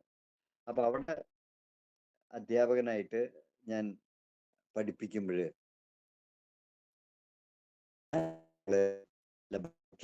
അവിടെ പലരും പഠിപ്പിക്കാറ് എങ്ങനെയാണ്, suppose this is A test tube എന്നാണ്. അവിടെ ഞാൻ ലബോറട്ടറി കൊണ്ടു. അപ്പൊ ഹെഡ് മാസ്റ്റർക്ക് എന്നോട് വലിയ ബഹുമാനാണ്. ഞാൻ ഇന്ന് ആദ്യം താൽക്കാലിക ജീവനക്കാരനായിട്ടാണ് അവിടെ ജോലി ചെയ്തത്. പിന്നെ സ്ഥിരം ഇതായി. മുതിർന്ന ശാസ്ത്രാധ്യാപകരെ എൻ്റെ ഈ കുട്ടികളെയും കൊണ്ട് ലബോറട്ടറിയിൽ ക്ലാസ് എടുക്കുന്നതിന് തികച്ചും എതിരായിരുന്നു. ഇന്നങ്ങനെ എതിരാവില്ല. ഇന്ന് കുട്ടികൾ ലബോറട്ടറിയിൽ പരീക്ഷണം നടത്തി ശാസ്ത്രം പഠിക്കണം. എന്നാണുള്ളത്. അത് എത്ര അധ്യാപകരതിൽ മുഴുകുണ്ടോ എന്ന് എനിക്കറിയില്ല, വിദ്യാർത്ഥികൾ മുഴുകുണ്ടോ എന്ന് അറിയില്ല. എന്നിട്ട് അവര് പരാതി കൊടുത്തു ഹെഡ് മാഷ്ക്ക്. ഹെഡ് മാഷ് എന്നെ വിളിപ്പിച്ചു. അപ്പൊ ഞാൻ പറഞ്ഞു അവര് ലബോറട്ടറിയിൽ തന്നെ അവര് ടെസ്റ്റ് ട്യൂബ് കാണണം, അല്ലാണ്ട് എനിക്ക് ഈ വിരല് കാണിച്ചിട്ട് suppose this is A test tube എന്ന് പറയാൻ. അപ്പൊ മാഷ് പറഞ്ഞു അവിടുന്ന് എന്തെങ്കിലും മോഷണം പോയാൽ CR ദാസ് വീട് വിറ്റെങ്കിലും അത് വാങ്ങിച്ചു കൊടുക്കുമെന്ന് പറഞ്ഞു. പക്ഷെ പിന്നീട് എതിർപ്പുകളൊന്നും ഉണ്ടായില്ല. ഞാൻ 4 കൊല്ലേ പഠിപ്പിച്ചില്ലെങ്കിലും അന്നത്തെ കുട്ടികൾ, ഇന്ന് എന്നേക്കാൾ വയസ്സായ ആൾക്കാര് വർഷത്തിലൊരിക്കൽ 35 ജോലി അധ്യാപകനായ ഹരിദാസ മാഷും 4 കൊല്ലക്കാരനായ ഞാനും ഒരുമിച്ചിരിക്കുമ്പോ അവരെന്താ പറയണേന്നറിയോ? എന്നേക്കാൾ വയസ്സ് തോന്നിക്കുന്ന എന്റെ ശിഷ്യന്മാരാണ്. അവര് പറയുന്നത് ഞങ്ങളാക്കി നിങ്ങൾ. ആ കുട്ടികൾ മനസ്സിലാക്കേണ്ടത്, നിങ്ങൾ നല്ലൊരു അധ്യാപകനാണെങ്കിൽ ഈ ലോകമുള്ളിടത്തോളം നിങ്ങളെ ഓർമ്മിക്കും എന്നുള്ളതിൽ യാതൊരു സംശയം. മറ്റൊരു ജോലിക്കും ആ ഓർമ്മ തിരിച്ചു കിട്ടുമെന്ന കാര്യം വേണ്ട, എങ്കിലും ശരി നല്ലൊരു അധ്യാപകനാണെങ്കിൽ എല്ലാവരുടെയും കിട്ടുമെന്നുള്ളതാണ്. അതിനുള്ള എനിക്ക് അനുഭവം സമാധാനം BEd കോളേജിൽ നിന്ന് ആണ്. ആ അറിവ് വളരെ നന്നായിരുന്നു. അതുമാത്രമല്ല, അവിടുത്തെ പഠിപ്പിക്കലിൽ പ്രത്യേകിച്ചും അധ്യാപന പരിചയം നടത്തുമ്പോൾ ഉണ്ടായ അനുഭവങ്ങൾ. ക്ലാസ് എടുക്കുമ്പോൾ വലിയ ഒരു കോയിൻ വന്നിട്ട് എന്നടിച്ചിട്ട് തിരിഞ്ഞു നോക്കുമ്പോൾ ആരാണത് എറിഞ്ഞതെന്നറിയില്ല. അവനെ ഞാൻ മനസ്സിലാക്കി, ഉപദ്രവിച്ചില്ല, ആരോടും പറഞ്ഞില്ല. മനസ്സിലാക്കിയപ്പോ സ്ഥിതി എന്താണെന്നറിയോ? അച്ഛൻ വിദേശത്താണ്, അവനെ ശ്രദ്ധിക്കാൻ ആരുമില്ല. ആ വിഷമം കൊണ്ട് അതിന്റെ പ്രതിഷേധം തീർത്തത് എന്താണ്, ഇത് പഠിപ്പിക്കാൻ വന്ന മാഷാണ് എന്നുള്ള സ്ഥിതിയാണ്. പക്ഷെ ഞാൻ അവനെ സ്നേഹത്തോടെ വളഞ്ഞ് അവന്റെ അച്ഛനമ്മമാരെ സ്വാധീനിച്ച് ഞാൻ അവിടെ നിന്ന് പൊട്ടിക്കരയാൻ, മാഷ് പോണ്ട എന്ന് പറഞ്ഞ് പൊട്ടിക്കരയാൻ കഴിയുള്ള ഒരു കുട്ടിയായിട്ട് മാറ്റാൻ കഴിഞ്ഞു. ഇത് 4 വർഷത്തെ അധ്യാപന ജീവിതത്തിലാണ്. ഇപ്പോഴും ഞാനൊരു അധ്യാപകനായി ജനങ്ങളുടെ മുമ്പിൽ നിൽക്കാനാണ് ആഗ്രഹിക്കുന്നത്. അത് കഴിഞ്ഞിട്ടാണ് ഞാനൊരു എഴുത്തുകാരനും ഒക്കെ ആവുന്നത്. ഇതാണ് ആ ചോദ്യത്തിന് ഉത്തരം. ഒരുപാട് സന്തോഷം മാഷേ. എത്ര നേരം പറഞ്ഞ പോലെ ഒരുപാട് നേരമായി അല്ലേ, ഒരു കണ്ടിന്യൂസ് ആയിട്ട് ഇത്രയും നേരം ഞങ്ങളോട് ഇങ്ങനെ സംവദിച്ചുകൊണ്ടിരിക്കുകയാണ്. നമുക്ക് പോലും ഇത്ര എനർജി ഉണ്ടാവില്ല എന്ന് തോന്നുന്നു. നാലാമത്തെ കൂട്ടായ്മയാണ് ഇന്നത്തെ. അതാണ് ഞാൻ ആലോചിച്ചത്. അത് പോരാതെ ഇപ്പൊ ഒരു 1.5 മണിക്കൂറോളം അല്ലെ, 1.5 മണിക്കൂർ കഴിഞ്ഞു സാറ് എന്നാലും സംസാരിച്ചുകൊണ്ടിരിക്കുന്നു. നിങ്ങളിൽ നിന്ന് സ്നേഹവും ആ, അന്വേഷണങ്ങളും എല്ലാം കിട്ടിയിട്ടുള്ളത്. ഒരുപാട് സന്തോഷമുണ്ട് സാറേ. എനിക്ക് തോന്നുന്നു ഇനി അധികം ആൾക്കാർക്ക് ചോദ്യങ്ങൾ ഉണ്ടാവില്ല എന്ന് തോന്നുന്നു. ഭക്ഷണത്തിന്റെ സമയമായില്ല, സാറിനെയും കൂടുതൽ നേരം ഇരുത്താനായിട്ടൊരു വിഷമമുണ്ട്. അപ്പോ ആദിത്യ, ഇനി എന്തെങ്കിലും ആർക്കെങ്കിലും ഉണ്ടെങ്കിൽ ചോദിക്കാം, അല്ലെങ്കിൽ നമുക്കത് അതൊക്കെ ഒന്ന് വൈൻഡപ്പ് ചെയ്യാം. മിസ്സേ, ഇനി ആർക്കെങ്കിലും ചോദ്യങ്ങൾ ചോദിക്കാനുണ്ടോ? ഇല്ലെങ്കിൽ നമുക്ക് ഈ പരിപാടി അവസാന ഘട്ടത്തിലേക്ക് കടക്കാവുന്നതാണ്. അവിടെ ഒരു അനൂഷ വന്നിട്ടുണ്ട്. അനൂഷയാണ് ഞങ്ങളുടെ ലൈബ്രറി കൈകാര്യം ചെയ്യുന്നത്. അനൂഷ, അനൂഷ എന്തെങ്കിലും പറയാനുണ്ടോ? അനൂഷ. ഞാൻ പറഞ്ഞിരുന്നു നേരത്തെ, ഞാൻ ക്വസ്റ്റ്യൻ ആയിട്ട് ചോദിച്ചിട്ടുണ്ടായിരുന്നു. ഞാൻ മോണിക്കയുടെ ഫ്രണ്ടാണ്. അതിൽ ഞാൻ ചോദിച്ചിട്ടുണ്ടായിരുന്നു, ഇവർക്ക് BEd കുട്ടികൾക്ക് ഇനി അധ്യാപനത്തിലേക്ക് ഇറങ്ങുമ്പോൾ അവർക്ക് എങ്ങനെയാണ്, ഇപ്പൊ ട്രെയിനിങ് സമയം കൂടെ ആണല്ലോ, പുസ്തകങ്ങളിലേക്ക് കുട്ടികൾക്ക് എന്തെങ്കിലും കൊടുക്കാൻ പറ്റുകയാണെങ്കിൽ നല്ലതാണ്. അപ്പൊ അവർക്ക് അതൊരു ചോദിച്ചത് ഞാനായിരുന്നു സർ. എന്തായാലും സന്തോഷം. ശരി, ഞാൻ അത് ഇടയ്ക്ക് വ്യാഴാഴ്ച ശ്രദ്ധിച്ചില്ല. ടൈമിൽ വരാറുണ്ട്. അപ്പൊ എനിക്ക് നല്ല ഇഷ്ടമുള്ള ഒരു പരിപാടിയാണ് കുട്ടികളെല്ലാവരെയായിട്ട് ഇങ്ങനെ സ്വരൂപിച്ചു കൊണ്ടുപോകുന്ന ഒരു സംരംഭം. നിങ്ങളുടെ നല്ലതാണ്. എല്ലാ ആശംസകളും. മോണിക്ക് ഇത്തിരി തിരക്കിലാണെന്ന് തോന്നുന്നു. ഇന്നൊരു ക്ലാസ് ഒക്കെ അറ്റൻഡ് ഉണ്ടാവില്ല ചെയ്തിട്ട്. പറഞ്ഞിരുന്നു. മിടുക്കിയാണ് മോണിക്ക. അതെ ഞങ്ങളുടെ അതെ എല്ലാവർക്കും എപ്പോഴും എന്താവശ്യത്തിനൊക്കെ എല്ലാവർക്കും ഓടിയെത്തുന്ന ഒരു നല്ലൊരു കുട്ടിയാണ്. എല്ലാ സഹായങ്ങളും അതെ, മോണിക്കയാണ് സാറിനെ ഇതിലേക്ക് കൊണ്ടുവന്നത്.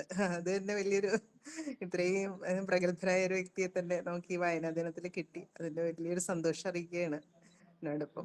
Thank you sir, thank you so much. Thank you sir. Okay, wind up ചെയ്താൽ ഞങ്ങൾ പോകുന്നതായിരിക്കും. ഇനി ഒന്നും പറയാനില്ല. അപ്പൊ ശരി, നിങ്ങളൊക്കെ എന്തെങ്കിലും ദിവസം കാണാൻ കഴിയുമെന്ന് പ്രതീക്ഷിക്കാം. സാറേ ഒരു വൈൻഡിങ് അപ്പും കൂടി ഉണ്ട്. ആയിക്കോട്ടെ, മൈൻഡപ്പ് ചെയ്തോളൂ. മാഷെ, നന്ദി എന്നത് വെറുമൊരു വാക്കു മാത്രമല്ല, അതൊരു സ്നേഹപ്രകടനം കൂടിയാണ്. ഔപചാരികമായി ഈ പരിപാടിക്ക് നന്ദി അർപ്പിച്ച് സംസാരിക്കുന്നതിന് എന്റെ പ്രിയപ്പെട്ട സഹപാഠി ഡോക്ടർ അക്ഷയ TS ഹൃദയപൂർവ്വം സ്വാഗതം ചെയ്യുന്നു. നമസ്കാരം. കാണാത്ത ലോകം കാണിക്കുകയും കേൾക്കാത്ത ശബ്ദം കേൾപ്പിക്കുകയും ചെയ്യുന്ന മാന്ത്രികരാണ് പുസ്തകങ്ങൾ. വായനയിലൂടെ നാം നേടിയെടുക്കുന്നത് നാം കണ്ടതും കാണാത്തതുമായ വലിയൊരു ലോകമാണ്. ഇന്നീ പരിപാടിയിൽ നന്ദി പറയുക എന്നതാണ് എൻ്റെ കർത്തവ്യം. ആദ്യമായി ദേശീയ വായനാ ദിനാഘോഷത്തിന്റെ ഭാഗമായി SNM training college Moothakunnam literary ക്ലബിന്റെയും ലൈബ്രറി റീഡേഴ്സ് ഫോറത്തിന്റെയും മലയാള വിഭാഗത്തിന്റെയും നേതൃത്വത്തിൽ സംഘടിപ്പിച്ച വായനാ ദിനാഘോഷം 2026 പരിപാടിക്ക് എല്ലാവിധ പ്രോത്സാഹനവും നൽകി കൂടെ നിൽക്കുന്ന ഈ പരിപാടിയുടെ അധ്യക്ഷയും വായനാ ദിന സന്ദേശം പങ്കുവെക്കുകയും ചെയ്ത ബഹുമാനപ്പെട്ട പ്രിൻസിപ്പൽ ഡോക്ടർ ബിസ്നി PS മിസ്സിന് ഏറെ സ്നേഹത്തോടെയും ആദരവോടെയും നന്ദി പറഞ്ഞുകൊള്ളുന്നു. വായനയും അധ്യാപനവും എന്ന വിഷയത്തിൽ വിജ്ഞാനപ്രദവും അർത്ഥവത്തുമായ അറിവുകൾ ഹൃദയത്തിൽ തൊടുന്ന രീതിയിൽ നമ്മളുമായി പങ്കുവെച്ച കേരള സാഹിത്യ അക്കാദമി പുരസ്കാര ജേതാവായ CR ദാസ് സാറിനോട് കോളേജിന്റെ പേരിലും എൻ്റെ പേരിലും ഏറെ ആദരവോടെ ഹൃദയംഗമമായ നന്ദി രേഖപ്പെടുത്തുന്നു. വായനയെ കുട്ടികളിലേക്ക് എത്തിക്കാൻ ഉത്തമ മാതൃകയായി പ്രവർത്തിക്കുന്ന പ്രിയപ്പെട്ട അധ്യാപകരും ഈ പരിപാടിയുടെ ടീച്ചർ കോർഡിനേറ്റേഴ്സുമായ ഡോക്ടർ KS കൃഷ്ണകുമാർ മാഷിനും ഡോക്ടർ ഹീര മിസ്സിനും ലൈബ്രറിയൻ മോണിക്ക മിസ്സിനും സ്നേഹം നിറഞ്ഞ നന്ദി. ഈ പരിപാടിയുടെ മോഡറേറ്ററും സ്റ്റുഡന്റ് കോർഡിനേറ്റേഴ്സുമായ ആദിത്യ ഷാജിക്കും ഐശ്വര്യ TSനും ഹൃദയം നിറഞ്ഞ നന്ദി. ഈ പരിപാടിയിൽ പ്രാർത്ഥന ചൊല്ലിയ ഡോക്ടർ സരിത മിസ്സിനും സ്വാഗതം പറഞ്ഞ അഖിലയ്ക്കും ചർച്ചയിൽ പങ്കെടുത്ത എല്ലാവർക്കും നന്ദി പറയുന്നു. ഒരിക്കൽ കൂടി ഈ പരിപാടിയെ അർത്ഥപൂർണമായി സജീവ സാന്നിധ്യമായി കൂടെ നിന്ന പങ്കെടുത്ത എല്ലാവർക്കും നന്ദി പറഞ്ഞു